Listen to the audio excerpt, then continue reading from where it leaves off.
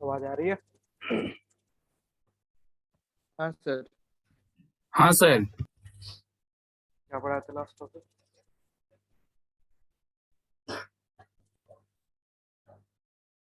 Next लिखो, excess pressure.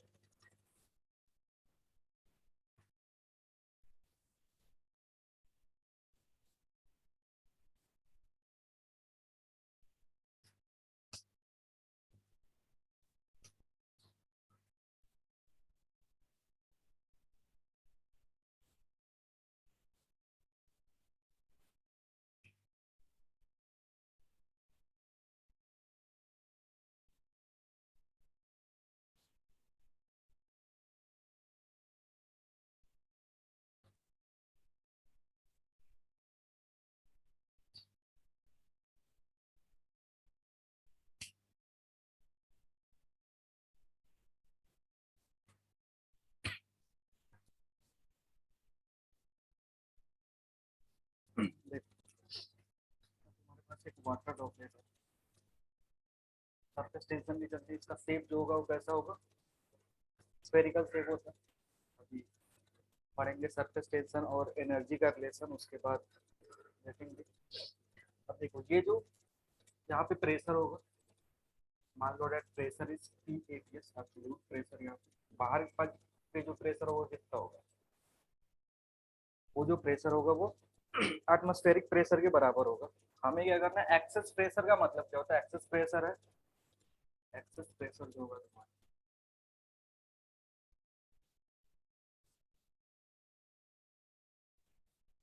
ये बराबर होगा P A B S minus P naught. और इस एक्सेस प्रेशर को गेज प्रेशर भी बोल सकते हैं, क्योंकि यही फॉर्मूला क्या था? इसी फॉर्मूला से तुम्हें absolute pressure minus atmospheric pressure gauge pressure के बराबर होता था। यानी ये जो प्रेशर, ये कैसा प्रेशर है? गेज प्रेशर है। मतलब किसी भी बबल के अंदर या फिर वाटर ड्रॉपलेट के अंदर जो प्रेशर होगा, उसमें से पी नॉट घटा लेंगे, वो क्या देगा? एक्सेस प्रेशर देगा। और उसका हमें फॉर्मूला निकालना है। तो फॉर्मूला के लिए हमें क्या चाहिए? ये जो पूरा सिस्टम है, ये इक्विलिब्रियम में है, सारे फोर्सेस बैलेंस है। और फोर्सेस लग किसके किसके रहे, तो क्या करते हैं? दो पार्ट में डिवाइड करते हैं। दो पार्ट में डिवाइड करोगे तो ये क्या बनेगा? जैसे ये तुम्हारा बबल था, क्या ड्रॉपलेट था, इसको आधे पर से काट दोगे तो क्या बनेगा? ऐसा फिगर तुमको दिखेगा। ये पोर्शन काट के हमने हटा दिया। ये किस शेप का दिख रहा होगा? हेमिस्फेरिकल शेप का। ठीक है। इस हेमिस्फेरिकल शेप पे जो भी फोर्सेस लग रहे होंगे क्या होंगे? एक दूसरे को बैलेंस करेंगे। अब समझना क्या होगा, यहाँ से फोर्स लगेगा इस एरिया पे, इवनली डिस्ट्रीब्यूट होगा। सिमिलरली इधर से भी फोर्स लग रहा होगा, that will be also evenly distributed. और साथ ही साथ बाहर वाला जो सरफेस है, तो सरफेस बन रहा है, उस सरफेस के चलते क्या आएगा? सरफेस टेंशन आएगा। और सरफेस टेंशन कहाँ लगता है? लेंथ के अलोंग। लेंथ के अलोंग एक फोर्स लग रहा होगा, जिसका डायरेक्शन क्या होगा? लेफ्ट की तरफ। और कोई फोर्सेस लग रहे हो यहाँ पे? इन साइड के चलते प्रेशर आ रहा है, जो ब्लैक से मैंने दिखाया, उसके चलते फोर्स आएगा। आउटसाइड के चलते प्रेशर है, जिसके चलते फोर्स आएगा। और ये जो रेड वाला मार्कर मैंने दिखाया, रेड वाला मार्कर क्या शो कर रहा है? Force due to surface tension. तो अगर आउटसाइड के लिए, जैसे यहाँ पे एफ नॉट अगर मैं लिख रहा हूँ, इस एफ नॉट की वैल्यू कितनी होगी? एफ नॉट अगर देखोगे, एफ नॉट का वैल्यू होगा बाहर का प्रेशर, और जिस जिस एरिया पे, जिस नॉर्मल एरिया पे लग रहा है, और नॉर्मल एरिया इस फोर्स के परपेंडिकुलर जो एरिया होगा वो किसके बराबर होगा? जो तुमने काटा है ऐसा क्रॉस सेक्शन, उसके बराबर होगा। क्योंकि जो भी तुम्हारा कर्व सरफेस है, कर्व सरफेस पे परपेंडिकुलर, जैसे ये कर्व सरफेस है, इस पे परपेंडिकुलर डालोगे तो ये वाला एरिया मिलेगा जो शैडो होगा। यानी जो एफ नॉट होगा, it will be P naught into pi R square होगा। जहाँ आर क्या है तुम्हारा? आर है रेडियस ऑफ द स्फीयर। जो भी स्फीयर था ना, जिसको बीचों बीच ऐसे काटा हमने, उस एरिया, ये जो एरिया है ये तुम्हारा ऐसे काटोगे तो इधर का कुछ भी शैडो, इधर अगर लाइट फोकस कर रहे हो तो इधर जो शैडो बनेगा वो कैसा बनेगा? सर्कुलर बनेगा। और उसके चलते वो एरिया पाई आर स्क्वायर के बराबर आएगा। तो ये एफ नोट है जो बाहर से फोर्स लग रहा है। नेक्स्ट एक्सटर्न इंटरनली एक प्रेशर था जिसके चलते एक फोर्स कितना आएगा एफ। इंटरनल जो प्रेशर था उसके चलते कितना फोर्स आ रहा होगा एफ फोर्स आएगा। एंड दैट एफ की वैल्यू कितनी होगी पी इंटरनल प्रेशर, इसको पी एब्सोल्यूट बोल सकते हो, minus sorry P absolute into pi R square. जो यहाँ पे प्रेशर है एब्सोल्यूट प्रेशर, जब इसको बीच से काटा तो ये प्रेशर हर पॉइंट पे लग रहा होगा। किसी बॉडी के अंदर जो प्रेशर होता है हर पॉइंट पे क्या होगा, जैसे इस क्रॉस सेक्शन को काट रहे हैं हर जगह प्रेशर कितना पी एब्सोल्यूट के बराबर है, तो हर पॉइंट पे वो सेम प्रेशर लग रहा होगा। सो इन साइड से जो फोर्स लगेगा वो किसके बराबर होगा, टोटल प्रेशर। टोटल प्रेशर को पी ए बी एस से रिप्रेजेंट कर रहे हैं इनटू अगेन एरिया कितना है पाई आर स्क्वायर, क्योंकि फोर्स अगेन परपेंडिकुलर, उस परपेंडिकुलर एरिया पे लेंगे इस पे फोर्स परपेंडिकुलर है, ये पाई आर स्क्वायर। अब बात आती है जो फोर्स आ रहा है किसके चलते, सरफेस टेंशन के चलते। सरफेस टेंशन का फोर्स कैसे निकालते हैं, सरफेस टेंशन का नेट फोर्स होता है it is equal to surface tension into wetted length. और वेटेड लेंथ जो यहाँ पे होगा वो कितने के बराबर होगा, अगेन यहाँ पे जो सर्कल बनना है ये जो सर्कल इस तरीके का, इसका लेंथ कितना होगा 2 पाई आर के बराबर होगा। तो 2 पाई आर, यही तीनों फोर्स एक दूसरे को क्या कर रहे होंगे, बैलेंस कर रहे होंगे, जिसके चलते ये पूरा सिस्टम इक्विलिब्रियम में। और अगर ये बैलेंस नहीं होता तो मे बी बबल या जो भी वाटर ड्रॉपलेट है वो फूट जाता या एग्जिस्ट नहीं करता। यानी ये तीनों फोर्स क्या है, बैलेंस है। अब डायरेक्शन एक बार देख लो, F naught plus F net, ये जो फोर्स आ रहा है रेड वाले के चलते, ये सरफेस टेंशन के चलते, और ये जो फोर्स है ये दोनों एक डायरेक्शन में है। तो F naught plus F net किसके लिए है, force due to surface tension, बराबर किसके होगा, एफ के बराबर होगा। अब सारी वैल्यूज पुट करोगे तो कितना आएगा तुम्हारे पास, सारी वैल्यू एफ नॉट की जगह P naught into pi R square, plus F naught की जगह क्या रखोगे T into 2 pi R, F कितना होगा T A B S into pi R square. तो जो कैंसिल आउट होने वाला है उसको हटा दो, यहाँ से तुम्हें दिखेगा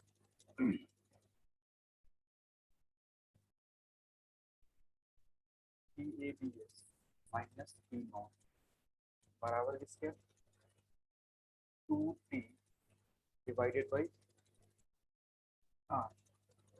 और इसी इस टर्म को हम क्या बोलते हैं, एक्सेस प्रेशर। पी से रिप्रेजेंट करेंगे पी एक्सेस बराबर किससे होगा 2 टी बाई आर। पी क्या है, सरफेस टेंशन,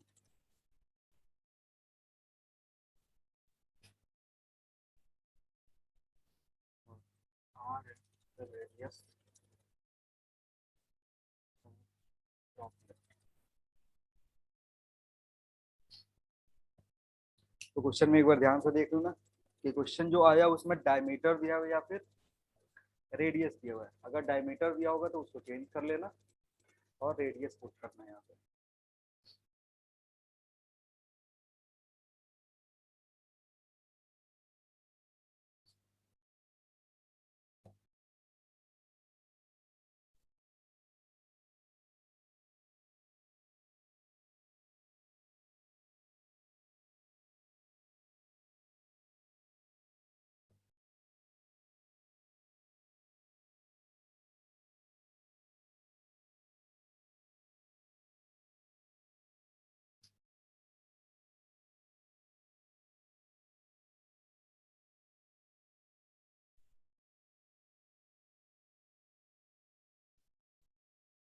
हो गया,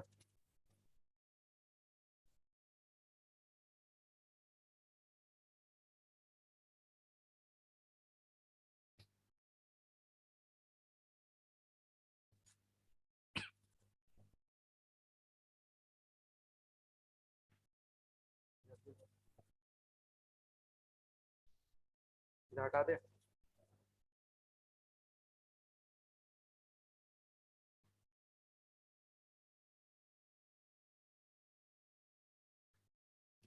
ये side,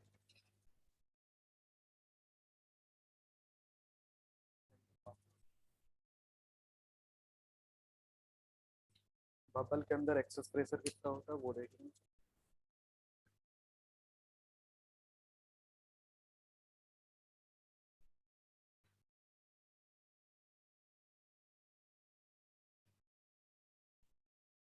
बबल के केस में क्या होता है, जैसे इधर एयर है, इधर क्या है, एयर है, और यहाँ एक थीन फिल्म होगा,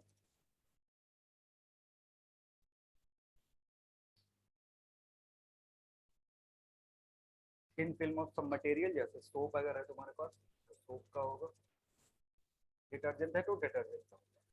अब देखो यहाँ पे हो क्या रहा है, जो सरफेस टेंशन लेंगे बाकी सारी चीजें तो ये होगी, यहाँ का प्रेशर पी नोट, यहाँ का प्रेशर ये भी है एब्सोल्यूट प्रेशर या टोटल प्रेशर उसको बोल सकते हो।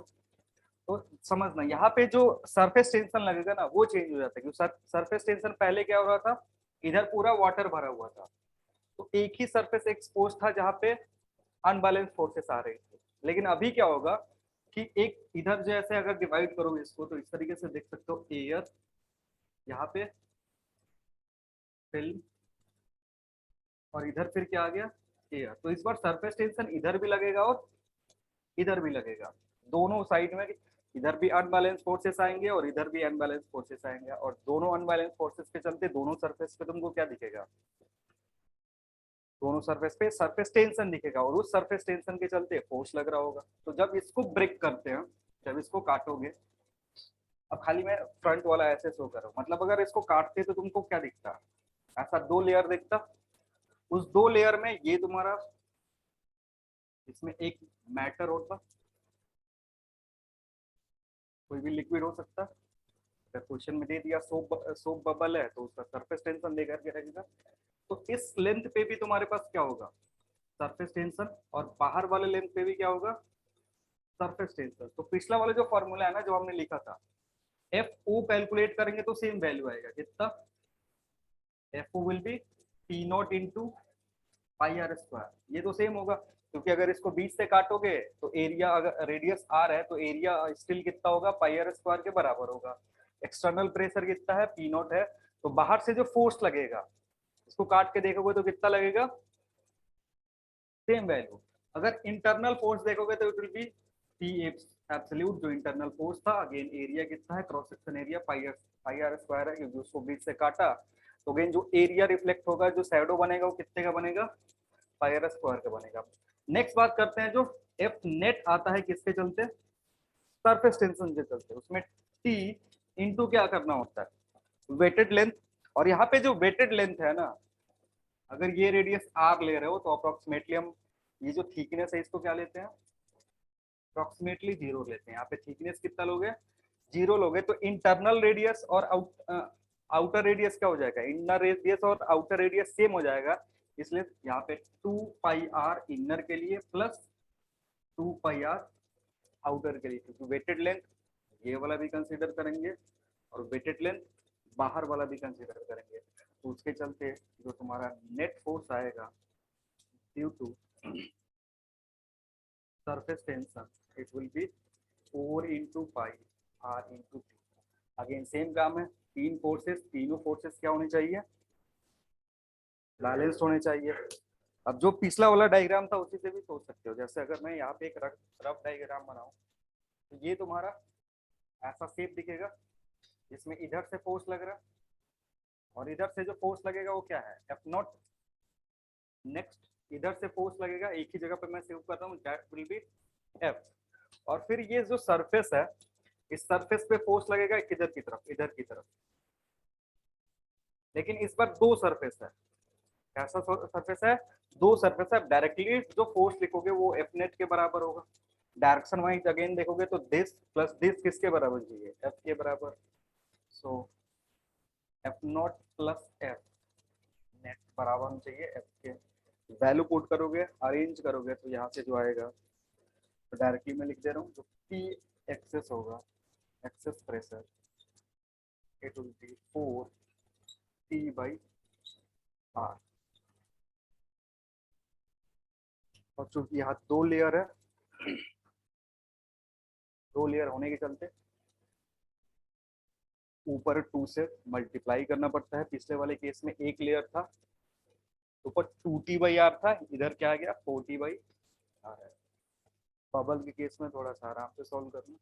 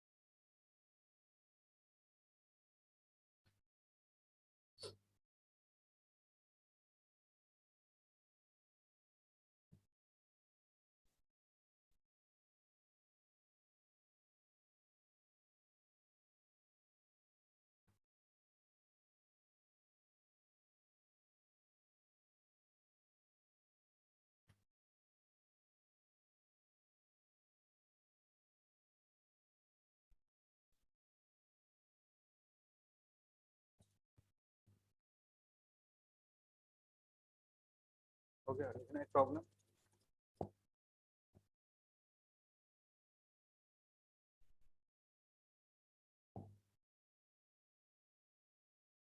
Find excess pressure, find excess pressure, find excess pressure inside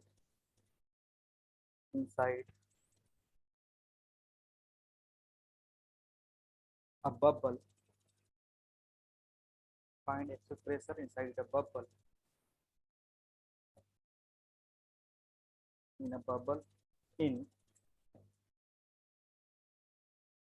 a liquid,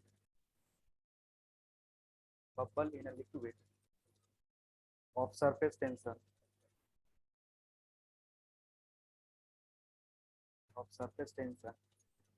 T, surface tension T, full stop. If radius of bubble is R, if radius of bubble is R,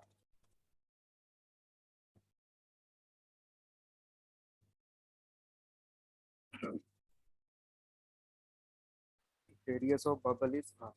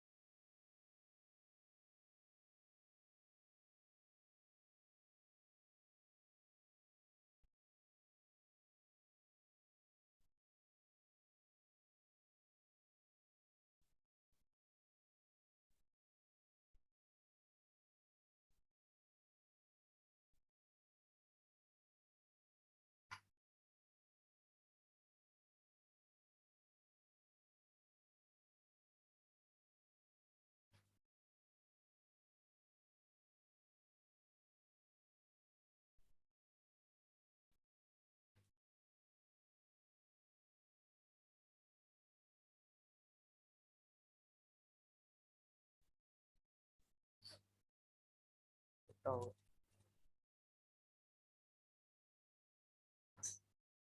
क्या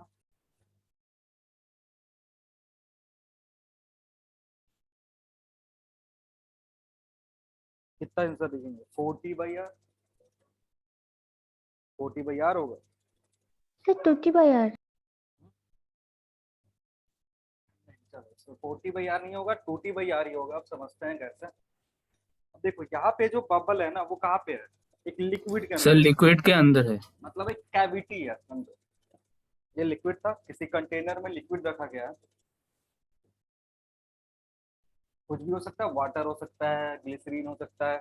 उसके अंदर एक bubble create हुआ। Bubble ये air हो सकता है या वैक्यूम भी हो सकता है। अब इस तरीके क्या हुआ, यहाँ जो बबल क्रिएट हुआ है उसके अंदर तुमसे एक्सेस प्रेशर पूछ रहा है कि पी एक्सेस इसके अंदर कितना है। अब समझो, यहाँ जो लेयर बनेगा, पहले अगर इस बबल को बाहर करते तो क्या दिखता? इधर एयर और इधर क्या दिखता? लिक्विड। पूरे पोर्शन में क्या दिखता? बाहर की तरफ लिक्विड दिखता। तो कितना ऐसा सरफेस है जिसपे अनबैलेंस फोर्सेस क्रिएट होंगे? एक ही सरफेस है ना, क्योंकि जस्ट वन लेयर के सरफेस। बाद अगर ये सरफेस है तो इधर तुम्हारा एयर और इधर सीधे क्या है? लिक्विड है। पिछले वाला केस ऐसा नहीं हो रहा है कि यहाँ तुम्हारा एयर है, इधर क्या आ गया तुम्हारा? फिल्म आ गया, फिर इधर एयर आ गया। ऐसा तो है नहीं। यहाँ पे बबल किधर है तुम्हारा? लिक्विड के अंदर है। तो एक ही लेयर ऐसा जनरेट हो रहा है जहाँ पे अनबैलेंस फोर्सेस क्रिएट होंगी, जिसके चलते सरफेस टेंशन का पोर्शन जो आएगा वो कहाँ आएगा? एक सरफेस पे आएगा। और जब एक सरफेस पे आता था तो हमारे पास फॉर्मूला क्या था? फॉर्मूला जो था ई एक्सेस का, इट वाज 2T/R। 2T/R तुम्हारा क्या होगा, एक्सेस प्रेशर होगा इनसाइड इसके। तो यानी समझ लो तुम्हारे पास वाटर ड्रॉपलेट है, वाटर ड्रॉपलेट, एंड तुम्हारे पास कैविटी है और एयर बबल है इन अ लिक्विड। ठीक है, इसके लिए जो एक्सेस प्रेशर होगा वो कितना होगा, उसका फॉर्मूला सेम होगा, इट विल बी 2T/R। समझ में आ रहा है क्यों? क्योंकि इधर जब देखोगे तो एक लेयर बनना और एक लेयर बनेगा, तो एयर के बाद सीधे लिक्विड आएगा, इसलिए एक सरफेस पे सरफेस टेंशन लगेगा, और यहाँ जो एक्सेस प्रेशर होगा वो जो भी हमने वाटर ड्रॉपलेट के केस में देखा था रिवर्स है। वाटर ड्रॉपलेट के केस में क्या हो रहा था, बाहर एयर और इधर पूरा क्या है, वाटर। इस केस का रिवर्स कहाँ है, मान लो ये बाहर पूरा वाटर है और इधर क्या है, एयर है, मतलब इस वाले केस का उल्टा है ये। एक्सेस प्रेशर क्या आएगा, उसी का फॉर्मूला 2T/R यूज करेंगे। समझ में आ रहा है?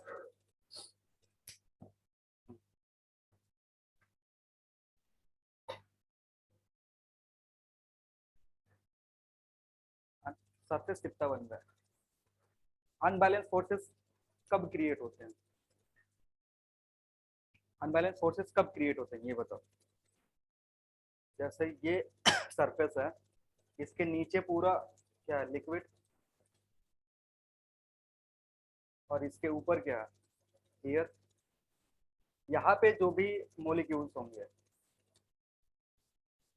इन पे सब पे नीचे की तरफ फोर्स लगेगा, क्योंकि नीचे क्या कर रहे होंगे, जितने भी लिक्विड मोलिक्यूल्स हैं इनको खींच रहे होते हैं, लेकिन ऊपर कोई फोर्स लग रहा नहीं लग रहा है, क्योंकि ऊपर क्या है, दूसरा मोलिक्यूल है, एयर का मोलिक्यूल है, जिसका इंटरेक्शन उतना ज्यादा नहीं होता है, इसलिए ऊपर की तरफ फोर्सेस नहीं लगता है। तो ये नीचे लगने वाले फोर्सेस क्या होते हैं, अनबैलेंस नेचर क्रिएट करते हैं, अनबैलेंस फोर्स क्रिएट करते हैं each molecule on the surface, और उसी के चलते क्या प्रोड्यूस होता है, सरफेस टेंशन प्रोड्यूस होता है। वही बात अगर किसी अंदर के मोलिक्यूल के बारे में जाके करके देखोगे तो इस पे in all direction equal amount of force लगता है। तो ये मॉलिक्यूल क्या रहता है, बैलेंस कंडीशन में रहता है, इस पे फोर्सेस बैलेंस रहती है। तो मॉलिक्यूल के जो भी तुम्हारा इनसाइड में मॉलिक्यूल्स है उस पे बैलेंस फोर्सेस। यहाँ सरफेस है, सरफेस के इस तरफ कैसा कैसा नेचर है, पार्टिकल, पार्टिकल का नेचर बदल गया, इधर एयर हो गया, और एयर वाला पार्टिकल इससे इंटरेक्शन कर रहा होगा लेकिन उस पोर्शन में नहीं करेगा जो ये खुद के मॉलिक्यूल से कर रहा है, इसलिए यहाँ पे क्या जनरेट हो रहा है, अनबैलेंस फोर्सेस। अब देखो जो भी तुम्हारा बबल वाला केस था, बबल वाले केस में ये एक फिल्म था, छोटा सा पोर्शन काट के देखोगे तो क्या होगा, ये एक लेयर क्रिएट हो रहा है, छोटा सा पोर्शन काट के देख रहे हैं तो एक लेयर क्रिएट हो रहा है, जहाँ पे ये क्या है, मान लो ये सोप है, इतना रीजन में क्या भरा हुआ है, सोप भरा हुआ है, इधर भरा हुआ एयर, और इधर भी क्या है तुम्हारा, एयर है। तो अगेन इस जितना भी पार्टिकल इस इंटरफेस पे होगा वो अनबैलेंस कंडीशन में होगा, और जितना पार्टिकल इधर होंगे वो भी सारे क्या होंगे, अनबैलेंस कंडीशन में होंगे। तो इस यहाँ पे भी सरफेस टेंशन और इधर भी सरफेस टेंशन। लेकिन जब एयर के केस में देख रहे हैं, एयर बबल इन वाटर के केस में देख रहे हो, तो मान लो ये तुम्हारा लेयर है, इधर क्या है तुम्हारा एयर, और इधर क्या है वाटर। कितना लेयर जनरेट हुआ, एक लेयर, यानी जो भी मोलिक्यूल्स यहाँ होंगे वो सारे के सारे क्या होंगे, अनबैलेंस कंडीशन में होंगे, यानी सरफेस टेंशन जो आएगा एक ही सरफेस पे आएगा इधर की तरफ, लेकिन इस केस में कितना आएगा, दो सरफेस पे आएगा। नेक्स्ट हेडिंग लिखना, surface tension in terms of surface energy.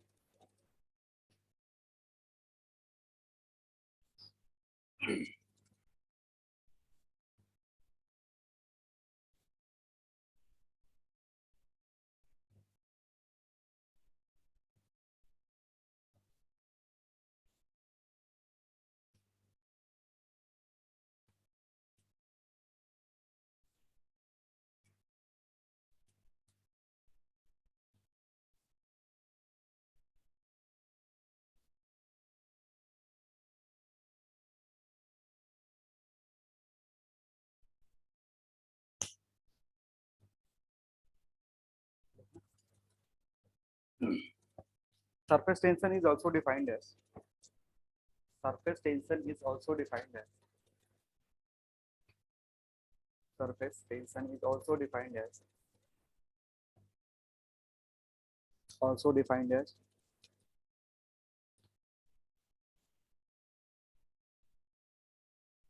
energy required energy required energy required to form energy required to form energy required to form a unit surface area energy required to form a unit surface area at constant temperature at constant temperature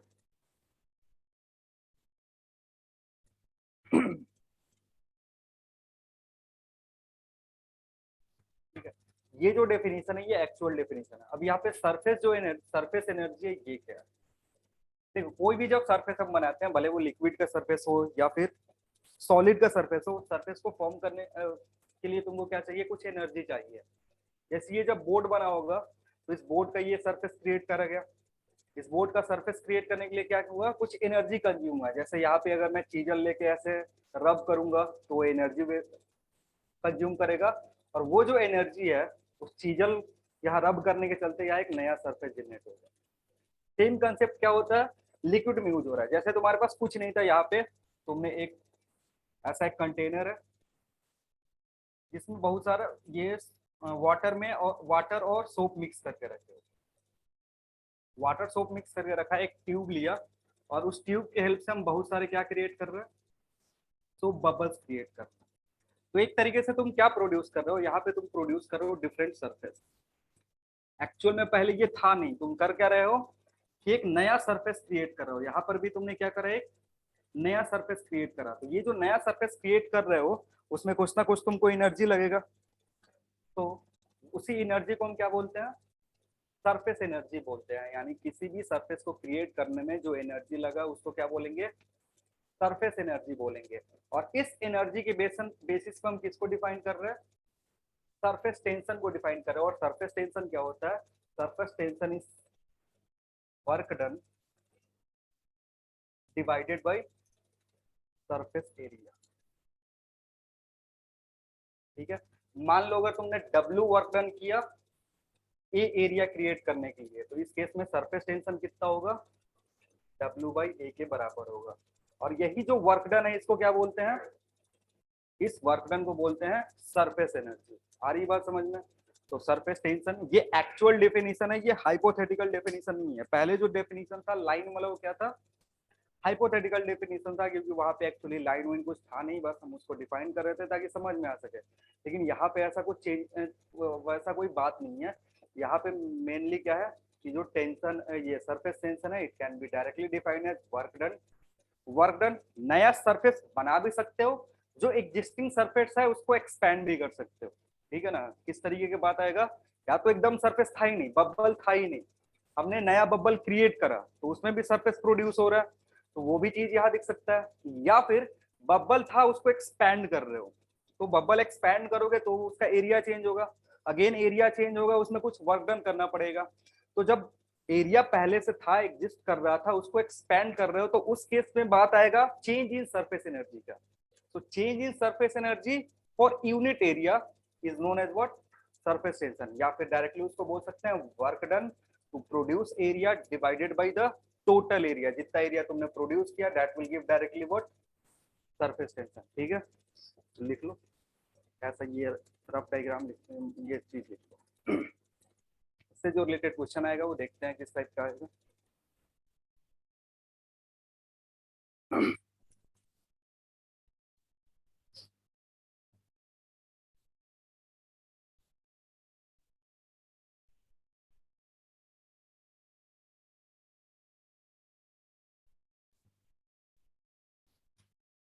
और temperature में कोई change नहीं करते हैं, temperature में change हो जाएगा। फिर टेम्परेचर में चेंज होने का मतलब है मॉलिक्यूल्स में भी काइनेटिक एनर्जी गेन कर सकते हैं।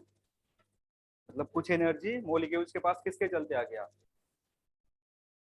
टेम्परेचर चेंज जैसे ही होगा मॉलिक्यूल्स काइनेटिक एनर्जी गेन करेंगे, लेकिन हम टेम्परेचर को कांस्टेंट रखेंगे ताकि जो भी मॉलिक्यूल जितना काइनेटिक एनर्जी पहले था अभी भी उतना ही काइनेटिक एनर्जी रहे, ताकि जो भी वर्क डन वो पूरा का पूरा किस में जाए, वो सरफेस टेंशन में तुम्हारा दिखे। तो जैसे मान लो एक तुम्हारे पास थीन फिल्म है, एक तरीके की ये फ्रेम है, समझो इस फ्रेम पे हमारे पास एक थीन फिल्म था, ये थीन फिल्म है, और इसको हम फोर्स एफ लगा करके खींच रहे हैं। इसको हम क्या कर रहे हैं, फोर्स एफ लगा कर खींच रहे हैं। ये लेंथ दिया हो कितना, एल के बराबर, ये जो लेंथ है ये अभी एक्स है, इसको मान लो हमने एक्स से चेंज कर दिया कितना, एक्स प्लस टी एक्स तक चेंज किया।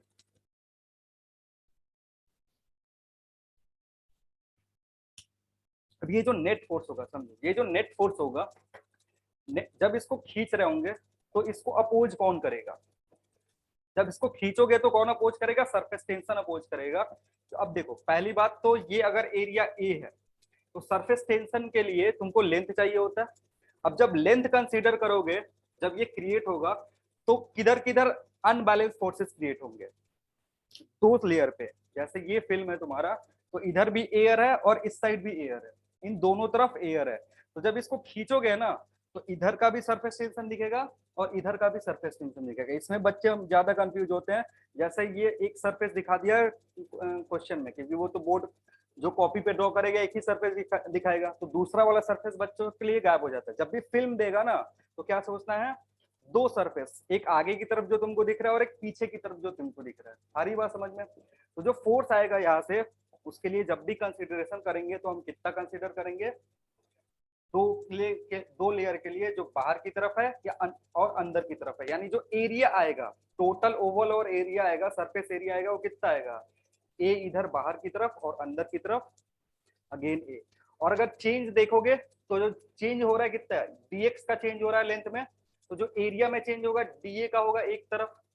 ओवरऑल चेंज देखोगे तो कितना होगा, 2D होगा। तो जब भी इस तरीके कोई प्रॉब्लम आए जिसमें थीन फिल्म से रिलेटेड चीज दिया हुआ है ना, तो हमेशा दो सरफेस पार्ट में आएगा, एक बाहर वाला और एक अंदर वाला, क्योंकि दो सरफेस चेंज होगा। कौन कौन सा सरफेस, एक जो बाहर सरफेस है, यानी यहाँ चेंज इन सरफेस देखोगे तो कितना आएगा, change in surface, change in surface क्या होगा, 2DA, या इसको लिख सकते हो 2 × L × dx, ऐसे भी लिख सकते हो। और नेक्स्ट चीज क्या है तुम्हारे पास, जो वर्क डन होगा, वर्क डन कितने के बराबर होगा, वर्क डन जो होगा,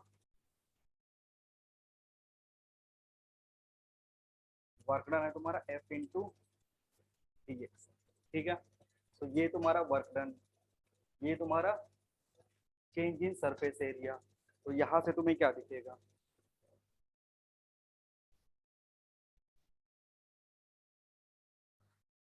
दोनों का रेशियो लोगे तो क्या होगा, तो टेंशन जो होगा या सरफेस टेंशन जो होगा, तो surface tension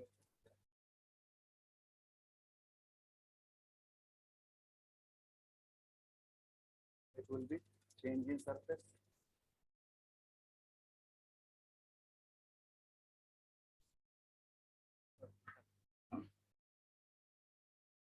work done to change और द सरफेस एरिया, चेंज भी कर सकते हैं और नया बना भी सकते हैं। डिवाइडेड बाई क्या होता है तुम्हारा, सरफेस एरिया फॉर्म।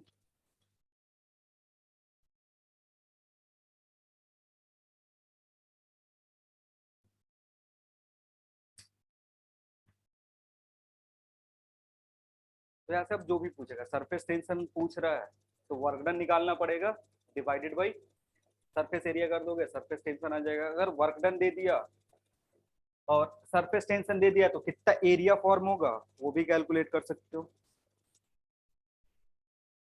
एक सवाल देखेंगे,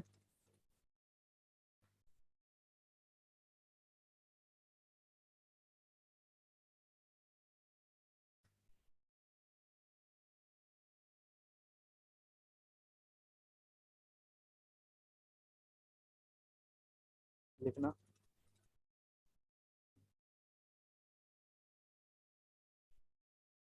find the work done, find the work done in increasing, find the work done in increasing, find the work done in increasing the volume of a soap bubble, increasing the volume of a soap bubble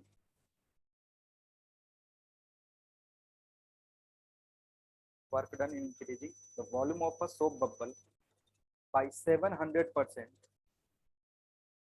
volume of a soap bubble by 700%, 700%, if its radius is r, its radius is r,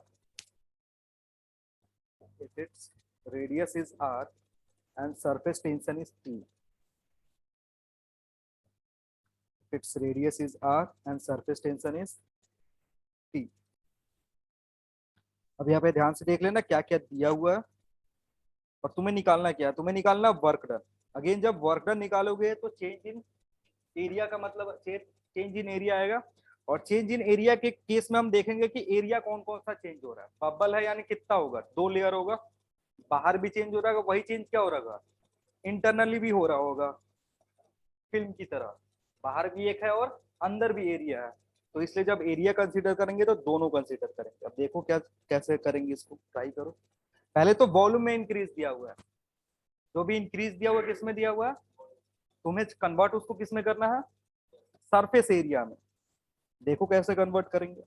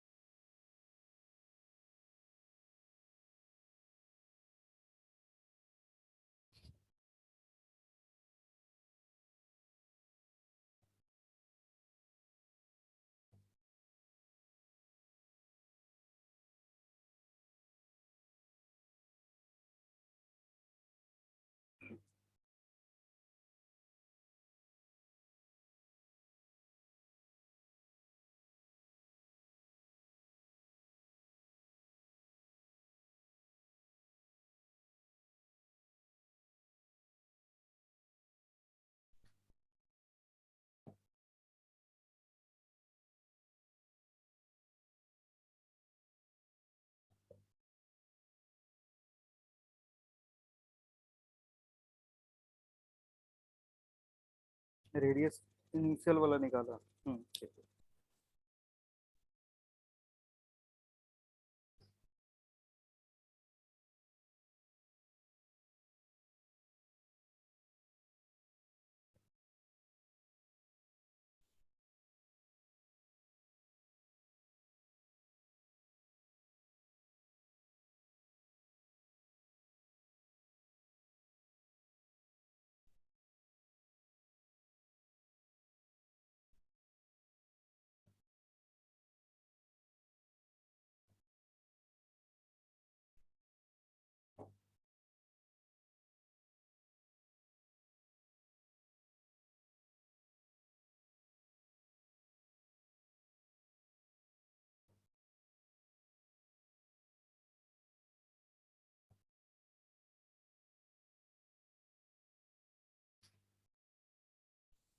thirty two T R तो मैं कितना निकालूंगा,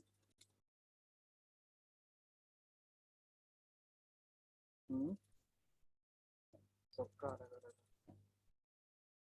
चलो देखो क्या क्या दिया हुआ है, एक बार देख लेते हैं। रेडियस दिए हुए आर और वॉल्यूम परसेंटेज दिए हुए। तो delta V by V percentage जो है वो कितना दिया हुआ है, 700%। ठीक है।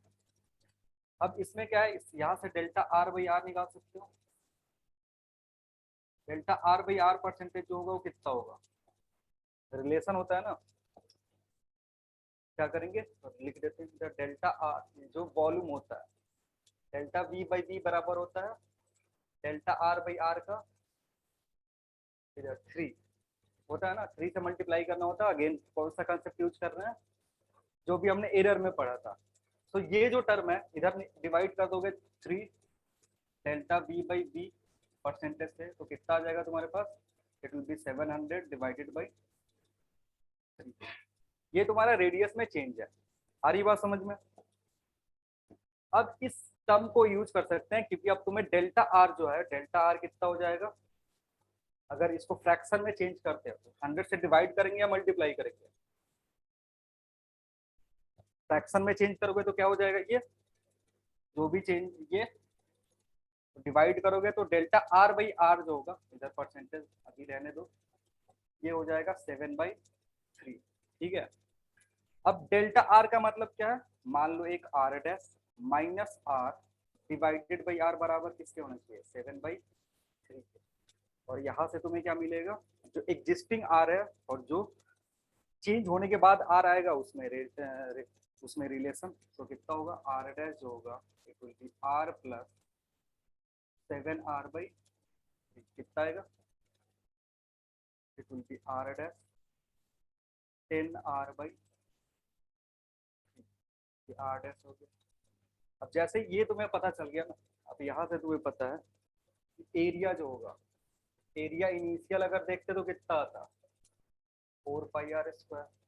फाइनल एरिया जो होता, इसको मैं एरिया डैश से लिखूंगा, एरिया डैश कितना होगा, 4πr² और आर डैश को कन्वर्ट कर सकते हैं तीसरे वाले फॉर्म में, तो it will be 4π r dash की जगह 10/3 r² लिखोगे, क्या क्या बाहर आएगा, 4π, इधर आएगा 100/9 r²। अब चेंज कितना होगा, चेंज बोलो कितना होगा, चेंज जो भी कॉमन है कर लो, तो 4πr² कॉमन आ जाएगा और 100/9 -1 होगा, तो यहाँ से सिंप्लीफाई करोगे तो इट विल बी 4πr², इधर से 91/9। ये तुम्हारा चेंज आया एरिया में। अब फॉर्मूला यूज कर लो, फॉर्मूला क्या बोलता है, वर्क, टी से बस मल्टीप्लाई कर दो इसमें, तो टी से मल्टीप्लाई करोगे तो क्या हो जाएगा, तो वर्क डन सीधे होगा surface tension T into change in area, यानी 4πr² 91/9।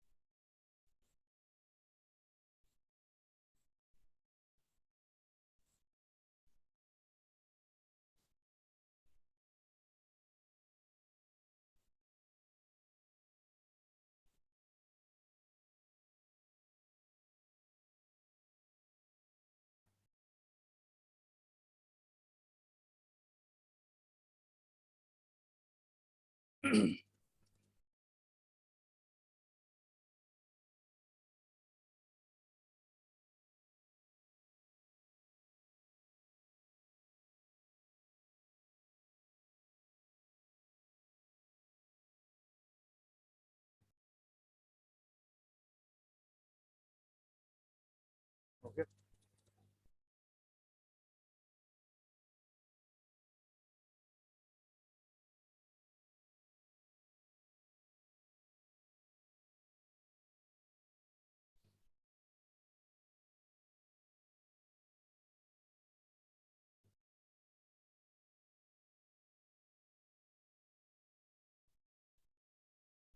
एक और लिखना, a bubble of radius 2 centimeter,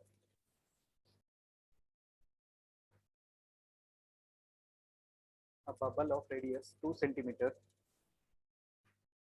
is blown inside, blown inside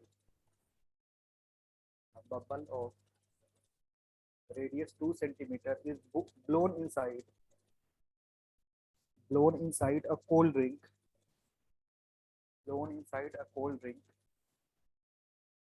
using a straw, cold drink using a straw, full stop. If surface tension of the cold drink, If surface Sir, tension blown inside a inside a cold drink, cold drink पीते पीते type फूक नहीं मारते हो, तो वो gas बन जाता है ना, उस पे सवाल है। कोल्ड ड्रिंक के इनसाइड क्या लिखा हुआ है? A bubble of radius 2 centimetre is blowed inside a cold drink using a straw. Straw समझते हो ना? हाँ, using a straw, full stop. If surface tension of liquid is, yeah, if surface tension of cold drink is, surface tension of cold drink is 60 dyne per centimeter, cold drink is 60 dyne per centimeter, then find the work done, then find the work done in blowing the bubble, then find the work done in blowing the bubble.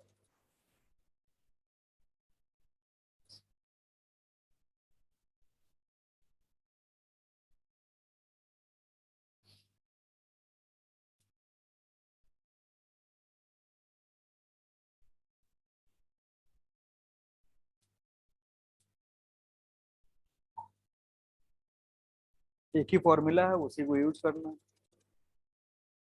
तो या तो surface area change हो रहा होगा या तो नया surface बन रहा होगा। पिछले वाले केस में क्या था, सरफेस बन रहा था या चेंज हो रहा था? इस वाले क्वेश्चन में क्या होगा, बनेगा, क्योंकि नया बबल फॉर्म हो रहा है इनसाइड द कोल्ड ड्रिंक। तो उस कोल्ड ड्रिंक के इनसाइड जो बबल बन रहा है उसका सरफेस देखो। अब सरफेस के साथ तुमको दो चीजें देखना है कि एक लेयर बन रहा है या दो लेयर बन रहा है। तो बबल बन रहा है कहाँ पे, लिक्विड के अंदर। अभी जस्ट देखे कि कितना लेयर बनेगा, एक लेयर बनेगा। और अगर एक सरफेस बन रहा है तो उसका सरफेस एरिया निकाल लो और उसमें टी से मल्टीप्लाई कर दो, क्या दे देगा तुमको, वर्क दे देगा। क्योंकि सरफेस टेंशन दिया हुआ है। फाइनल आंसर जो आएगा वो सीजीएस में ही निकाल सकते हो, अर्ग में ही बता सकते हो।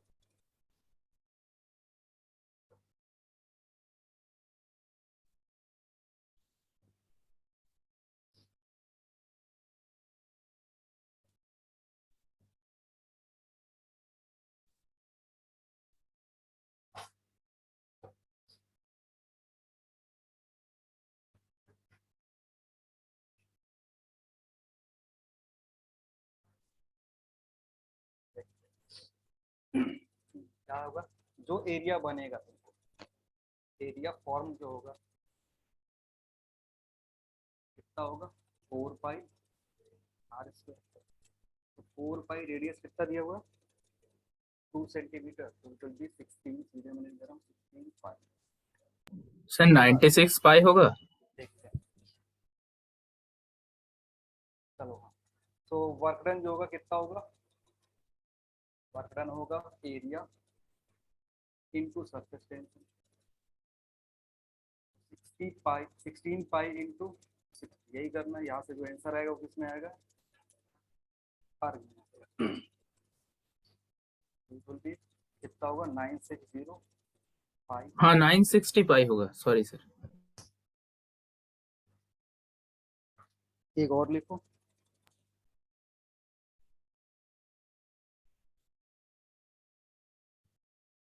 लिखना, water film is form between, water film is formed between,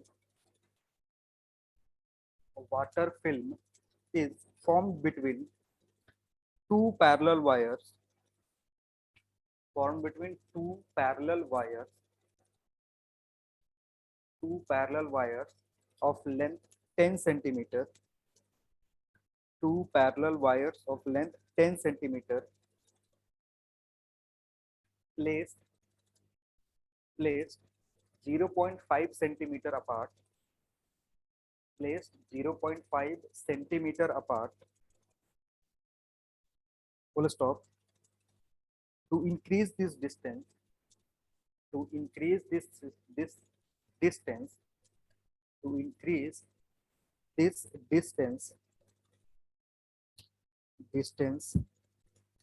by 1 mm, to increase this distance by 1 mm, find the work done, find the work done if, find the work done if surface tension of water, if surface tension of water is 72 dyne per centimeter, surface tension of water is 72 dyne per centimeter,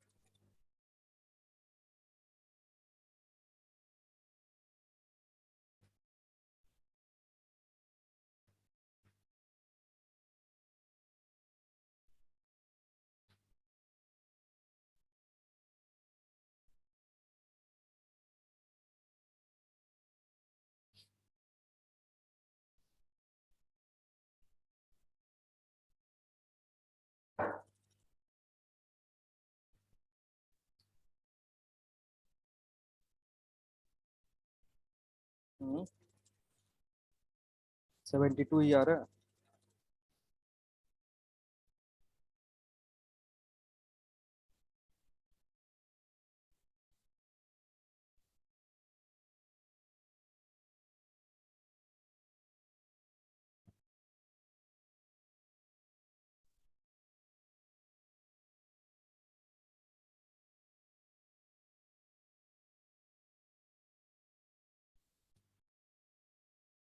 T दिया हुआ 72 dyne per centimeter, change in area देखोगे,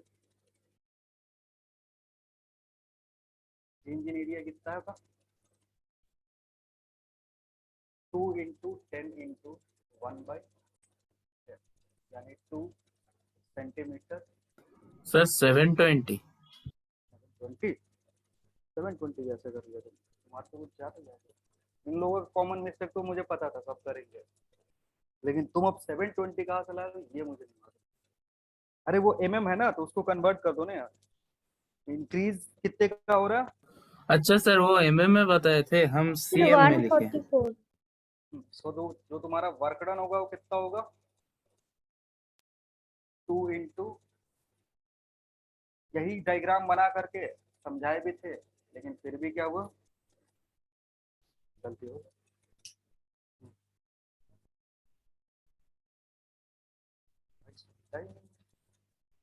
पहले देखो कहाँ बना हुआ है water layer, कहाँ बना हुआ है, अरे दो ऐसा वायर रखा हुआ है, वायर के पे लेयर बना हुआ है, तो इधर एक लेयर बनेगा और इधर एक लेयर बनेगा।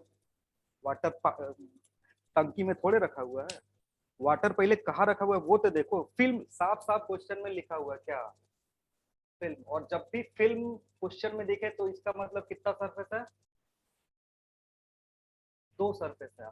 अब फिल्म यार वाटर का बनाओ या फिर सोप का बनाओ, ग्लिसरीन का बनाओ, जो फेवरेट लिक्विड है उसका बना लो, इससे क्या ही मतलब पड़ता है। अब तुम वाटर देख लिए और फिल्म भूल गए।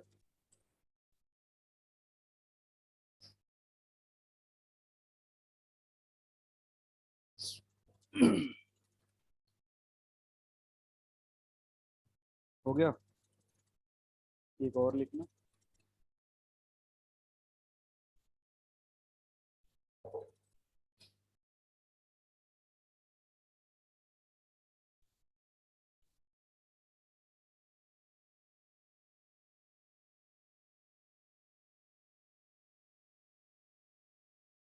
लिखना एन स्मॉल बबल, कैसे लिखना, N small bubble,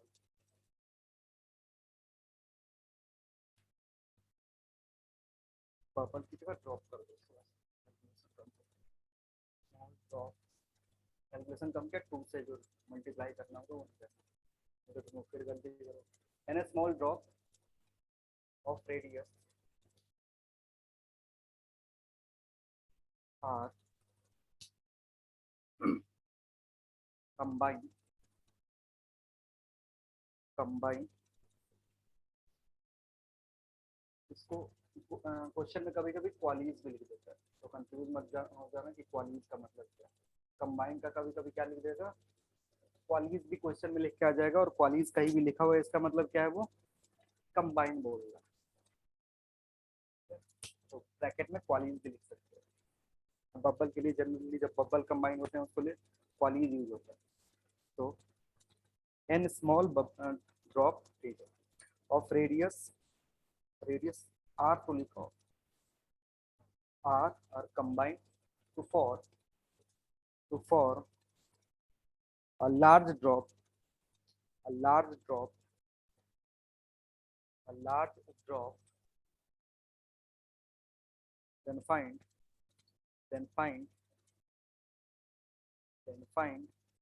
energy released during the process, then find energy released during the process,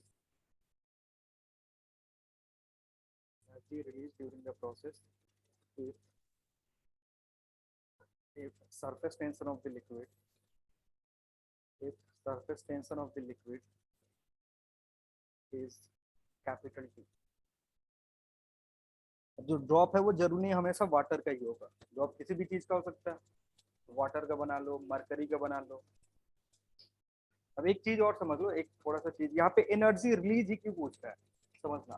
छोटे छोटे बहुत सारे क्या है तुम्हारे पास, बबल्स है, ये सब कंबाइन होकर के एक बबल बना रहे हैं, तो यहाँ एरिया बढ़ेगा या घटेगा, ये बताओ क्या होगा, एरिया घटेगा, क्योंकि ये जो छोटे छोटे ड्रॉप बनाया है ना, इस जब भी किसी बड़े सरफेस को तोड़ करके, जब भी किसी बड़े बॉडी को तोड़ते हैं हम, तो उसका सरफेस एरिया क्या होता है, बढ़ता है। इसी मेथड को तुमने शायद पढ़ा होगा, मेटलर्जी पढ़ रहे हो, नहीं पढ़े हो तो अब क्या ही करना, ठीक है। तो जब ऐसा समझ लो कि जब ये छोटे छोटे बबल, ये ड्रॉप या बबल कंबाइन करके एक बड़ा बबल बनाएंगे, तो इनका एरिया क्या होगा, घटेगा, सरफेस एरिया जो होगा वो घटेगा, ठीक है। ये चीज बहुत सारे जगह पे यूज होता है। तो इसलिए जब एरिया घट रहा है तो एनर्जी क्या होगा, सरफेस एनर्जी कम होगा, और कम होगा तो वो रिलीज हो जाएगा एटमॉस्फेयर में, तो वही रिलीज एनर्जी तुमसे पूछ रहा है, रट लियो।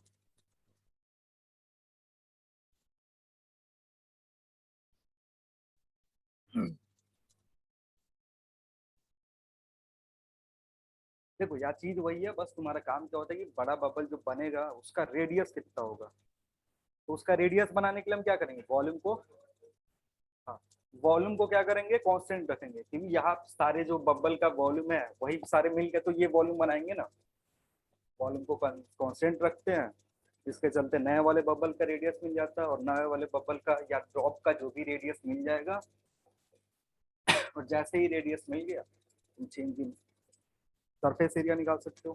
ड्रॉप है तो 2 से मल्टीप्लाई करने की जरूरत नहीं है, और अगर बबल होता तो 2 से मल्टीप्लाई करने की जरूरत पड़ता।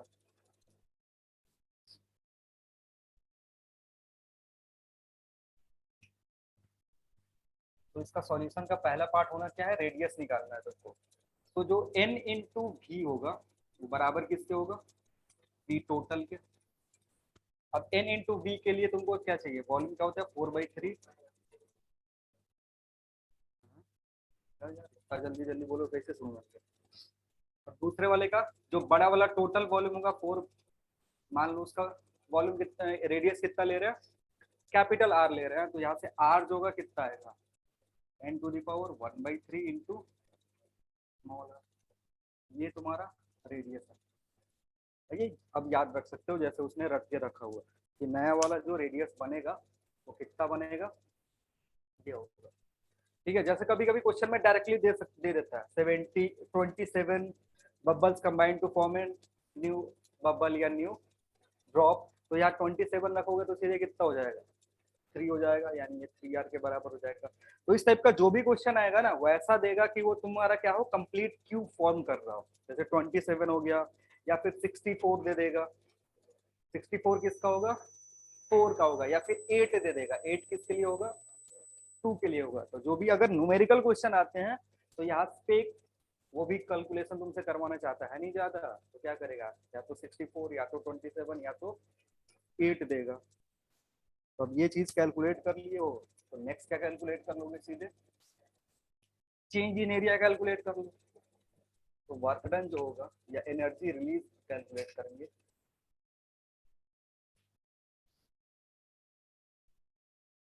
एनर्जी रिलीज कितना हो जाएगा,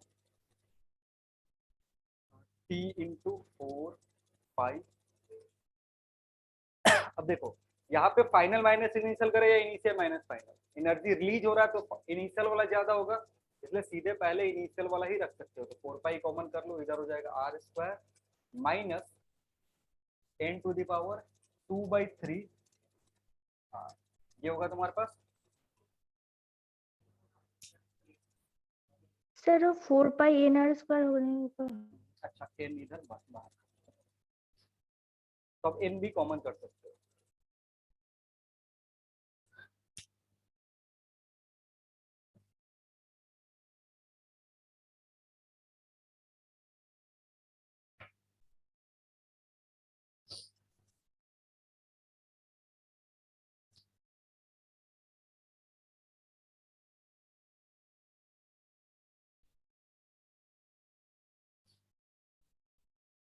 लेकिन ज्यादा फॉर्मूला रखने का जरूरत है नहीं, थोड़ा थोड़ा दिमाग लगाओगे काम बन जाए, क्योंकि इसको सॉल्व करने में 2 मिनट से ज्यादा टाइम नहीं लगेगा। यहाँ तक जैसे पहुंच जाओगे ना, सरफेस एरिया तो कैलकुलेट ही कर लोगे, जरूरी नहीं कि ये पूरा यहाँ से जो अप्रोक्सीमेट फॉर्मूला आता है वो रखेंगे, इतना ही फॉर्मूला रखेगा।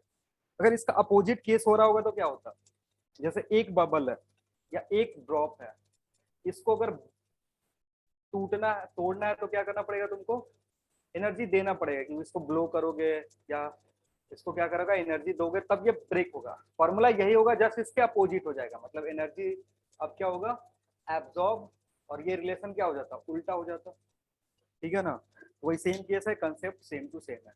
कभी कभी क्या होता है ना, जैसे इस टाइप के क्वेश्चन में जो ये एनर्जी रिलीज हो रहा है, इसी को बोल देता है कि ये जो एनर्जी रिलीज हुआ है, it is use to increase the temperature of the given drop.